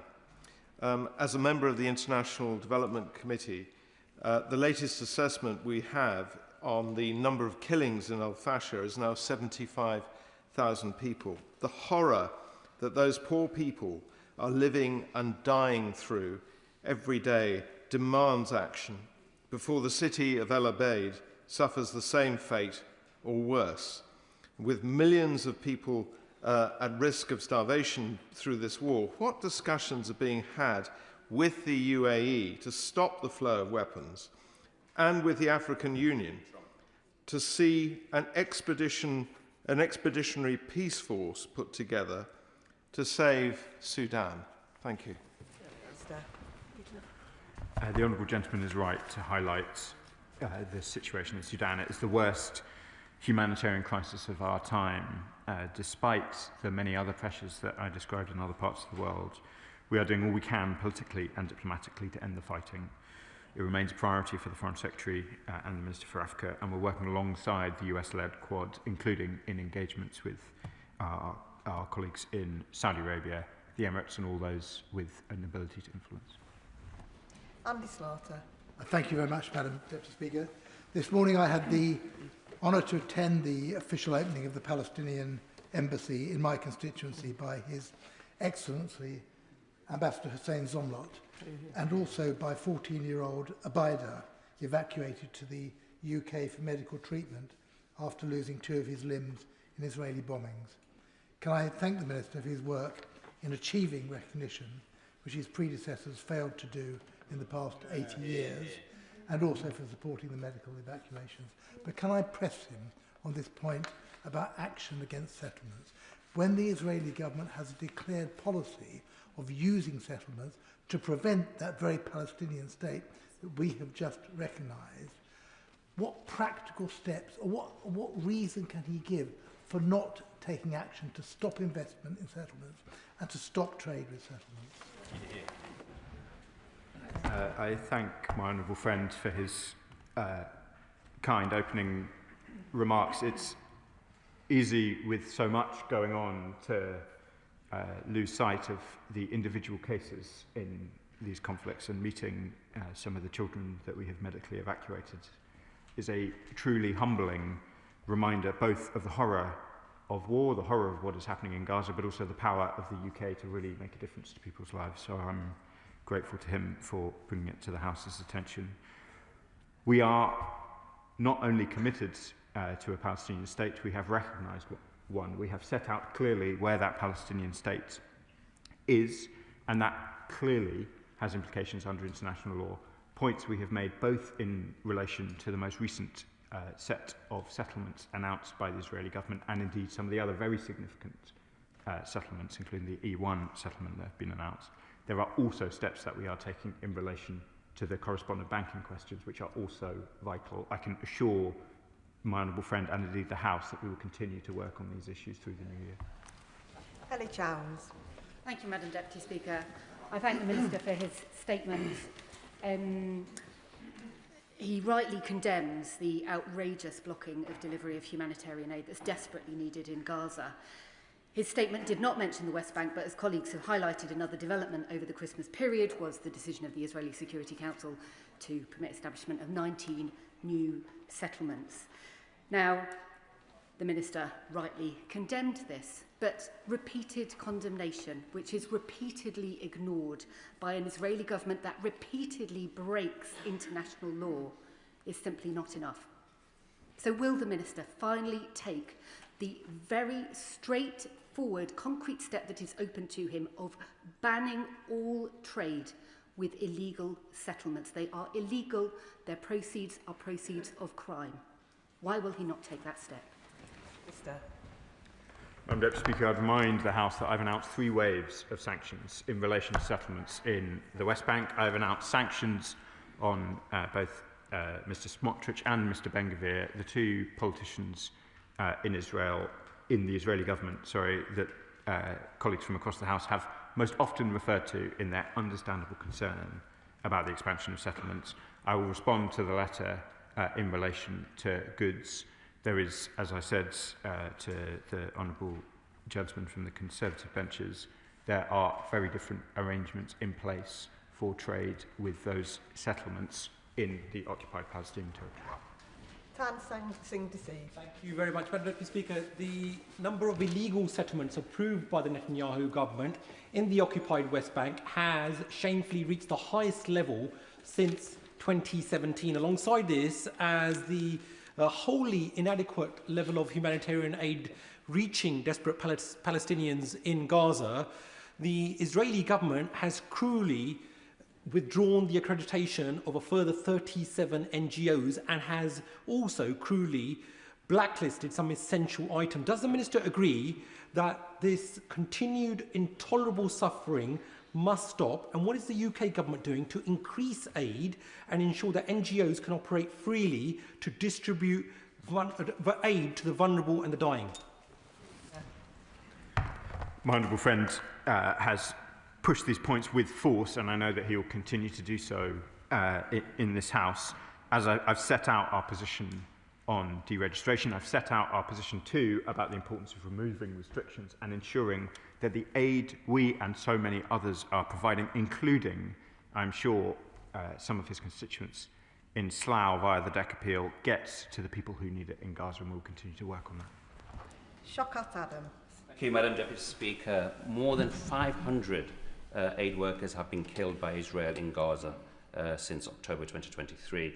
Back in October 2024, the Prime Minister then said, our Prime Minister said to Israel, and I quote, that the world will not tolerate any more excuses on humanitarian assistance. So can I please ask the Minister to explain any tangible policy steps that the UK will take? Not words, not condemnation, tangible policies, now that Israel has taken further actions to obstruct much-needed aid and endangered our aid workers. Minister. The honourable gentleman is right to talk of the danger to aid workers. He, and I know many others across the House, will be aware that more than 500 aid workers have died in the Gaza conflict. I have set out some of what we are doing to try and ensure that aid gets into Gaza. We will continue to take those steps. We will continue to work with our partners in the way that I have set out. Tom Rutland. Thank you, Madam Deputy Speaker. I agree with the Minister that Mr El Fattah's tweets are abhorrent, and I'm glad that the government has made its position on his views clear. But I cannot understand the clear lack of due diligence on such a high-profile case, which has led to getting him over here being a priority for successive governments. It calls into question the adequacy of the procedures within the FCDO if even the civil servants working on the case were not aware of his tweets. So can the Minister set out what he will do to ensure that due diligence is conducted on high-profile consular cases so that officials can provide advice and ministers can make decisions with as full an understanding as possible of the facts relating to any particular case? Minister. It is precisely the concerns that my honourable friend outlined that led to the Foreign Secretary commissioning the Permanent Under-Secretary to conduct the swift review I described in my statement, and we will update the House when it's concluded. Caroline Burden. Thank you, Madam Deputy Speaker. It's quite difficult to know what to focus on in this wide-ranging statement, the rights of women and girls in Iran, or the awful situation in Yemen, but I would like to focus on the situation with Israel banning 37 international aid organisations like MSF and Oxfam from Gaza. Now, in the Minister's statement, he uses passive language. He says too much aid is still stuck at Gaza's borders. Now, this might be the ex-Reuters editor in me, but I'd like to say that I think that's wrong. The aid is not stuck at Gaza's border. It is being deliberately held there in an act of cruelty by Israeli government who does not want the aid to help the people of Gaza. So could the Minister please tell the House exactly what the UK government is doing to restore access? What leverage are they using to force the Israeli government to reverse this cruel decision? And when will they work with EU allies to bring in much wider sanctions? Perhaps it's time for trade, sporting, cultural sanctions against Israel, so they will really listen, rather than just a passive statement which is clearly making no impact on the Israeli government's actions. Minister. I hesitate to argue with an editor, but I think it's been absolutely clear in my statement today, and indeed all of my statements from the moment I went myself to Al Arish, to the warehouses where aid was being blocked by the Israeli government from crossing the border. It is absolutely clear what the British government's view is about the restrictions on aid which are imposed by the Israeli government. Rachel Maskell. Thank you, Madam Deputy Speaker. The provision of aid is needed at pace. The provision of healthcare is needed at pace. And yet over the last 27 months, pace has not been the response. And what I would say to the Minister is, how is he taking a step back and looking, for instance, at the instruments available to him, like the international law framework, to ensure that that can operate at pace? Because clearly without pace, the Israeli government feels that it has impunity to do whatever it wishes. Minister.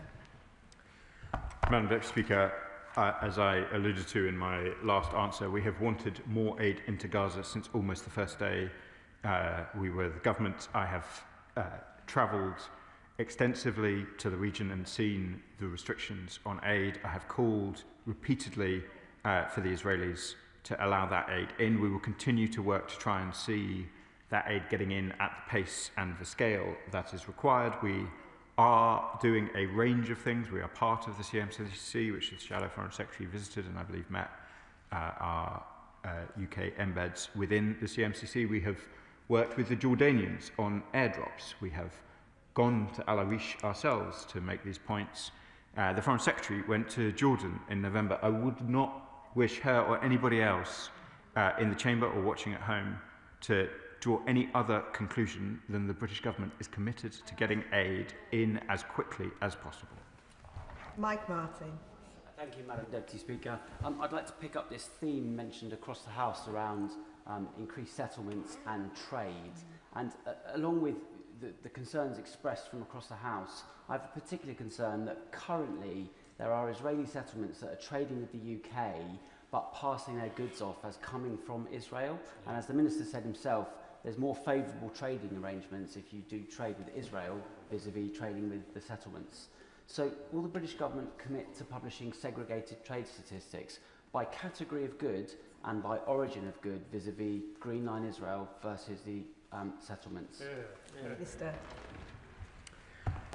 The Honourable Gentleman asked an important question and he raises the spectre of those in the occupied Palestinian territory falsely labelling their goods as being within the Green Line, publishing more detail about goods which he alludes to potentially being falsely labelled would probably not enlighten the House or anybody else on what the truth of the situation is. What I would say to all of those who are in the occupied Palestinian territory, who are producing goods in settlements, is if they breach the arrangements set out very clearly for trade with the UK, then they will be in breach. The HMRC will investigate and we will take action.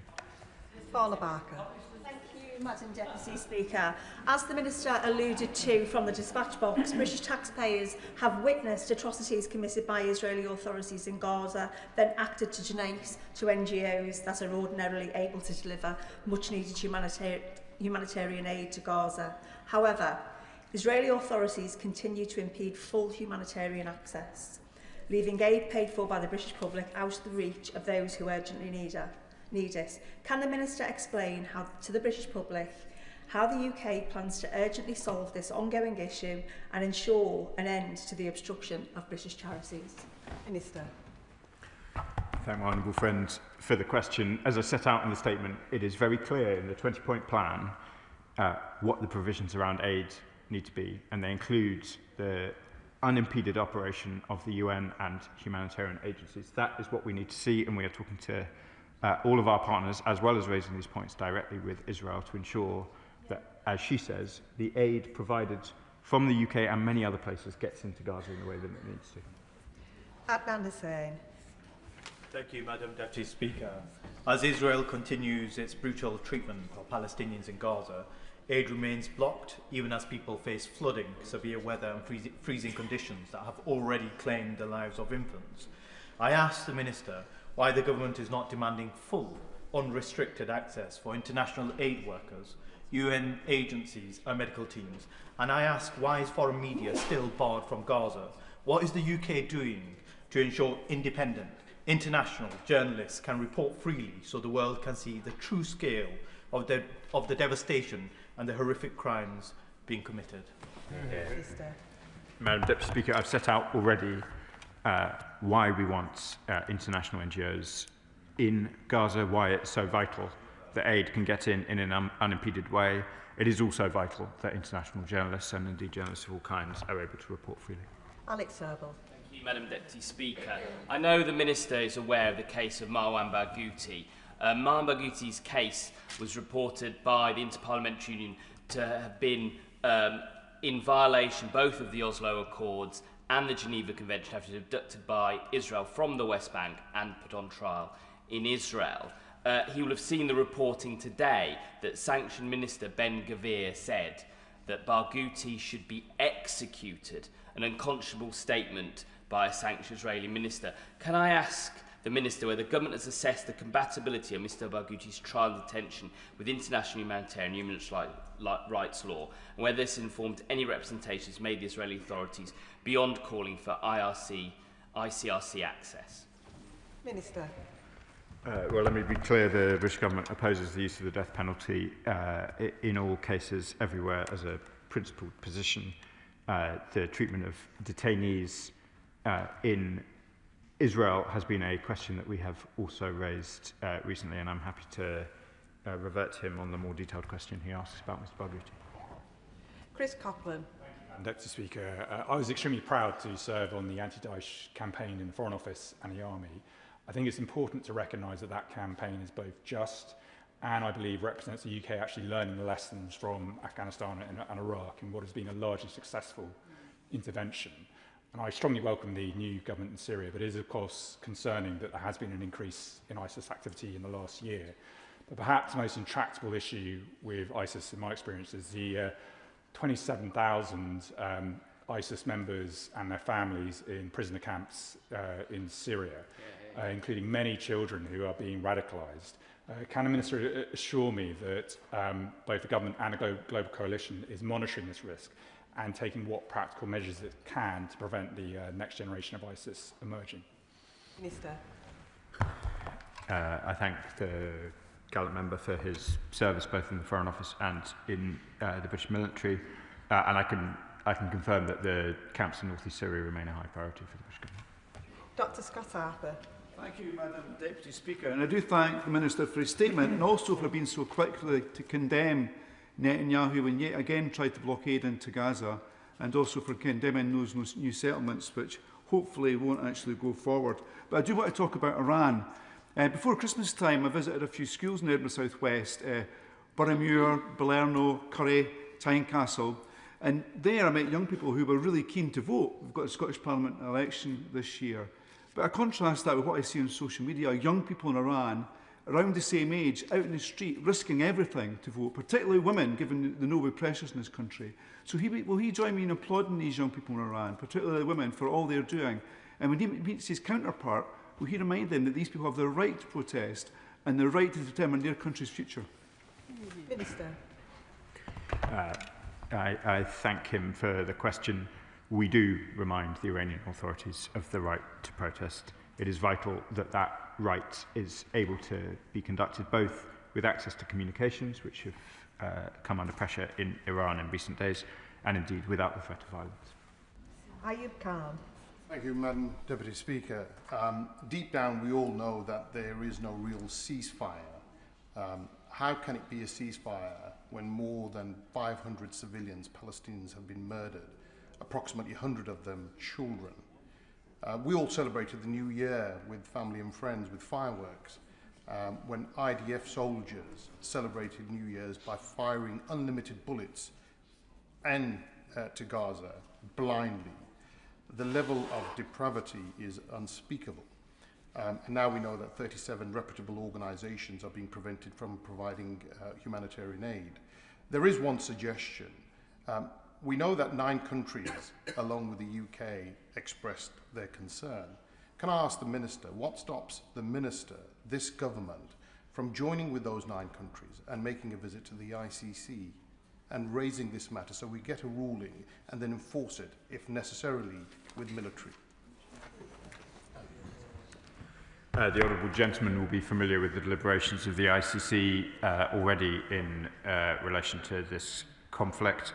The ICC is supported by the UK, but it operates independently and at a distance, rightly, from the ministers of this country and any other.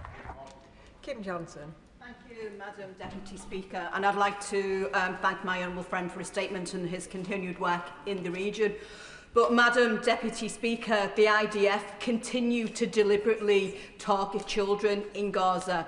The ongoing genocide and the systemic destruction of medical facilities in the region means that those desperately sick and injured children are unable to access the medical attention they need. But I'd like to thank the Minister for meeting with Ubeda and Mahmoud, two medically evacuated children hosted by the Prime Minister in Number 10 just before Christmas. But will the Minister update the House in terms of what work is going on in terms of increasing the numbers of Gazan children that will be medically evacuated to this country for the need that they need, the support they need? Minister. I was deeply moved to meet the injured Gazan children with my honourable friend. As I said during that meeting, it is vital that we ensure that children in Gaza have access to the healthcare that they need. It is vital that the supplies to provide that healthcare are able to get into Gaza. It is in most cases going to be more appropriate that children who have to leave Gaza to get medical assistance are provided that assistance in the region, but there are clearly specialised cases where the UK can make a real contribution, and we continue to look at that, and I'll return to the House shortly on it. Jim Shannon. Thank you, Madam Deputy Speaker. Can I thank the Minister very much for his very detailed statement. It's much appreciated by all of us in this House who have a very, very deep interest in human rights, and we thank him for that. We know his heart's in it, and we appreciate it. Iran is in the throes of street protests for the price of and access to food. 31 people killed, women and girls denied basic human rights. But for years, Christians, Baha'is, Shias, Sunnis and many other religious groups have been directly abused and murdered, churches destroyed, religious groups have been denied access to education, to health, to jobs, to property, even the right to have their own burials of their co-religionists and their own graveyards. It is truly time, I believe, to step up all actions to protect these religious groups in Iran and to give the freedom that Iranian people desire. What can be done with the Iranian government in exile to deliver the freedom, the liberty, the democracy, and for a secular and non-nuclear republic that all Iranians desire? Thank you. Minister. I thank the honourable gentleman. We set out, alongside many of our partners in the international system, a statement covering a range of rights-based issues as at the UN Third Committee in November. Freedom of expression, freedom of religion are important rights which we will continue to advocate across the world. James Nash. Thank you, Madam Deputy Speaker, and on behalf of my constituents, I welcome the establishment of the Palestinian Embassy in London today. Just turning to Syria, its long-term stability depends on protecting its long-standing diversity and preventing sectarian violence, as the Minister has alluded to. In light of recent violence and the lack of progress this weekend in integrating the Syrian Democratic Forces in northeastern Syria into national institutions, I wonder what the Minister would say about the progress that's being made in terms of building an inclusive Syria for the future. Minister. It is vital that Syria is a place which is seen as safe and secure, not just by its majority, but the important minorities which are a vital part of Syria's fabric. My honourable friend refers to the Kurds of northeast Syria. There's also, of course, a range of other minorities, not limited to the Alawites, the Druze, and others. It is vital that the Syrian government provides all minority communities in Syria with assurance of their place in the new Syria, and we discuss these questions regularly with the Syrian government. Calvin Bailey. Thank you, Madam Deputy Speaker. The combined operation of Royal Air Force Typhoons and French aircraft in Syria reminds us of the continuing threat Daesh plays to the people of Syria and our partners in the region, the importance of our European allies, and the importance of funding a strong and capable military. Would my honourable friend, or would the Minister, agree with me that we should honour our brave servicemen that took part in this operation, and can he outline what steps are being taken to ensure the continued security of Syria? I would like to thank my gallant friend for his service in the RAF. I am very proud to be the MP for RAF Waddington. He probably trumps me, honestly, in closeness to the RAF, given his long service there. They performed vital work in countering the threat of Daesh in Syria. We will continue both with our diplomatic and all other levers to ensure that Daesh does not re-emerge in Syria and pose a threat not just to Syria, but to the region and indeed the UK. Kirstine Sullivan. Thank you, Madam Deputy Speaker. Late last year, I met constituents who run a community link with Jayus in the West Bank. Villagers there have described a daily life of hostility and obstruction by police and intimidating, threatening intrusions by nearby settlers, despite Israeli court rulings in favour of the villagers on repeated occasions. Can the Minister advise how the UK's recognition of the State of Palestine will translate into practical steps to protect communities like Jayus and advance peace, security and democratic governance? Minister. I thank my honourable friend and her constituents. We will continue to take actions as required to ensure that the rights of Palestinians are protected. Indeed, as my honourable friend alludes to, Israeli courts have upheld those rights on a number of occasions, and it is vital that the rule of law is seen and does operate in these areas. Warren de Jos. Thank you, Madam Deputy Speaker. I thank the Minister for his statement and for all the work that he has been doing on these issues. What reason has the Israeli government given us for stopping these NGOs from operating in Gaza? And if it is absolutely clear, as has been mentioned by other members in the House, that it is a deliberate act of cruelty to prevent healthcare and aid going into Gaza and to defeat the peace plan, what action are we taking as a UK government against Israel and to reinstate the NGOs? Minister. As they have set out publicly, the Israeli government have sought more detail about the Palestinian staff of these NGOs. Many of these NGOs have not provided it, given concerns over the targeting of aid workers. That impasse has led to the deregistration of many of these NGOs. A number of international parties, including the UK, have proposed acceptable solutions consistent with humanitarian principles to try and navigate these concerns, but they have not been taken up. Douglas McAllister. Thank you, Madam Deputy Speaker. The Minister advised in his statement that consular cases of British citizens detained abroad are at the heart of the work of the Foreign Office and provided an update on some of these cases. My West Dunbartonshire constituent Jacktar Singh Johal remains arbitrarily detained in India for over 8 years now. Madam Deputy Speaker, in 2 weeks' time it will be 3,000 days. What is being done now to secure his release beyond just raising his case with Indian counterparts? We've been doing that for 8 years with no effect. Minister. I know how dedicated my honourable friend is to the case of his constituents. I raised in particular the cases in Iran. I wouldn't want the House to draw conclusions about relative priority. There are a range of cases across the world of great sensitivity, and I'm sure the Minister responsible for India, where his constituent is detained, will be happy to meet him to discuss it further. Sonia Kumar. Thank you, Madam Deputy Speaker. I welcome the Palestinian embassy, but with the crisis in Gaza still acute, the Israeli government's decision to strip NGOs of accreditation is unconscionable and puts vulnerable families at even greater risk. I welcome the steps taken to bring injured Gazan children here for treatment, but many are just too unwell to travel. What additional steps, whether through field hospitals, specialist equipment and teams and medicines, will the Minister provide for children still in Gaza who are unable and not stable enough to travel to receive this specialist treatment? Minister.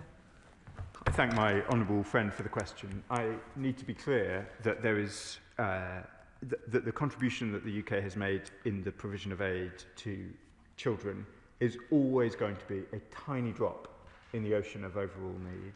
We are working in the ways that I've set out to try and ensure that medical assistance is provided in Gaza with all of the equipment and expertise that that involves. Where that is not possible, we have provided aid to the Egyptian healthcare system in order to support Palestinians there. I have met some of them myself in Alois General Hospital, But where there are, as I set out to my honourable friend from Liverpool, where there are specialised cases, then we must indeed look at them, and I'll say more to the House in due course about that. And the final question, Emily Darlington. Thank you, Madam Deputy Speaker. Firstly, I'd like to thank the Minister for taking over an hour's worth of questions on the updates that he's provided right across the region. And I know it's a very difficult job that he has to do, particularly with the decimation of US aid and the cuts in our own aid. I wanted to ask a question about what we are doing to open the borders for those people who have family and connections to the UK to be able to escape the horror that they're in Gaza and be able to get a visa to visit family here in the UK. Can he update the House on any progress he's had in getting those borders open, or any discussions he's had with the Home Office to stop the restriction of biometric and be able to apply for visas from within Gaza? My honourable friend has been a committed campaigner for cases in her own constituency, and I know that there are colleagues right across the House with constituency and personal interest in these cases. As I said to the House shortly before we rose, there are a range of cases where we have been able to provide support, both in relation to Chevening students, some of the medically injured children that we've discussed already. It remains a real challenge to ensure that people with a legitimate reason to travel are able to do so, and I'm happy to take up any individual cases with them. And that concludes the statement. Point of order, Daisy Cooper. Thank you, Madam Deputy Speaker. On a point of order, could you please advise how I might elicit satisfactory responses to a series of written questions that I have tabled to the Treasury on the impact of business rates on retail, hospitality and leisure businesses? I had asked for very specific figures relating to the number of businesses the Treasury expect to be eligible for transitionary reliefs, how many premises will be brought into paying rates for the first time as a result of the recent evaluations, and an analysis of the number of businesses who previously enjoyed RHL reliefs and would see increases from the 1st of April. None of these questions, Madam Deputy Speaker, none of them have received substantive replies. I raised the matter with the Leader of the House by letter before Christmas, but have not yet had a response. Could you please advise me whether there are any other routes available to me and other parliamentarians so we can receive accurate and data-rich responses to questions so we can effectively scrutinise government policy which is hammering our high streets? I thank the Honourable Lady for notice of her point of order, which will have been heard by the Government front bench. As has been said before, the Chair is not responsible for the content of Ministers' answers. However, the Procedure Committee is conducting an inquiry into written parliamentary questions, which is accepting evidence until Friday the 16th of January, and I am sure that they will be interested in the issues that the Honourable Lady raises. Presentation of Bill. In the absence of the member, we will move on to the next item of business. We now come to motion number 2 relating to the Environmental Audit Committee. Jessica Morden. To move. The question is, as on the order paper, as many as are of that opinion say aye. Aye. Of the contrary, no. I think the ayes have it. The ayes have it. I beg to move that this House do now adjourn. The question is that this House do now adjourn. Alice MacDonald. Here. Thank you very much, Madam Deputy Speaker. I'm pleased to bring this debate forward today on government support for the rights of women and girls in Afghanistan. Because, put simply, the situation for women and girls there is catastrophic. As Human Rights Watch have said, it is the most serious women's rights crisis in the world. Since coming to power in 2021, the Taliban have launched an all-out attack on women, systematically stripping away the economic, political and social rights of millions of women and girls. Today I'll speak about what this means in practice and how the UK government can support women and girls in Afghanistan. But to start, I want to pay tribute to Afghan women themselves, who, despite everything they endure, continue to fight for their rights, both in Afghanistan and from overseas. Their hope rings true in a young woman, let's call her Naila, whose right to finish her degree was stolen by the Taliban. She said, "In the deep silence, something inside me refuses to break. In the darkness, I've held onto my dreams like small candles in my hands, protecting the fragile flames from the wind. I write in my secret notebook, whisper my dreams to the night sky, and promise myself that one day the world will hear Afghan girls again." But I've heard from many Afghan women that they feel the world has simply forgotten them. We must be clear that we stand with them. So let us ask today, what more can we do, the government but ourselves as parliamentarians, to support women and girls in Afghanistan? Some people might ask, why have I chosen to speak about this topic? Why, with so much live conflict across the world, should we care about this issue today? Because not only is this wrong, because if we do not stand with Afghan women and girls, if the world tolerates the erasure of their rights, we are sending a message that the rights of women and girls everywhere are up for negotiation. That the world doesn't care enough, that we will turn a blind eye when half of our population are under threat. That is a message that I refuse to send, and I hope this whole House refuses to send, because if you care about women's rights anywhere, you must care about women's rights in Afghanistan. As Fawzia Kufi, an Afghan politician and former Deputy Speaker of the Afghan Parliament, said recently at the International Development Select Committee, today millions of girls in Afghanistan's hopes are stripped away from them. It is not only us, we are the frontline defenders of this. It can reach anywhere, any country. So let me turn to the situation on the ground. The dystopian fantasy played out in many films and fiction is a real-world nightmare in Afghanistan. Women's and girls' rights are being systematically erased alongside their presence from public life. No right to education post-primary school, no right to employment, no right to travel by themselves. Of course, before the Taliban took power, there were huge challenges, with Afghanistan ranked amongst the lowest countries in the world for gender equality. But there had also been hard-won gains that are being systematically undone one by one under the cruel hand of the Taliban. I'll go there. Madam Chair, first of all, can I commend the Honourable Lady for no reason or for bringing this forward? I spoke to her beforehand just to give her an idea of what I was thinking about. As of late 2025, over 37,200 people have been resettled in the UK from Afghanistan through government-sponsored schemes, specialised safe and legal routes, including the ACRS and ARAP schemes. Targeted demographic is crucial for the Minister, and we must do more to ensure that these schemes focus specifically on vulnerable groups and especially women. So does the Honourable Lady agree with me and with others as well? There's more that we can do in terms of resettlement to protect women and girls by creating safe and legal pathways to ensure their safety from the Taliban. Thank you very much.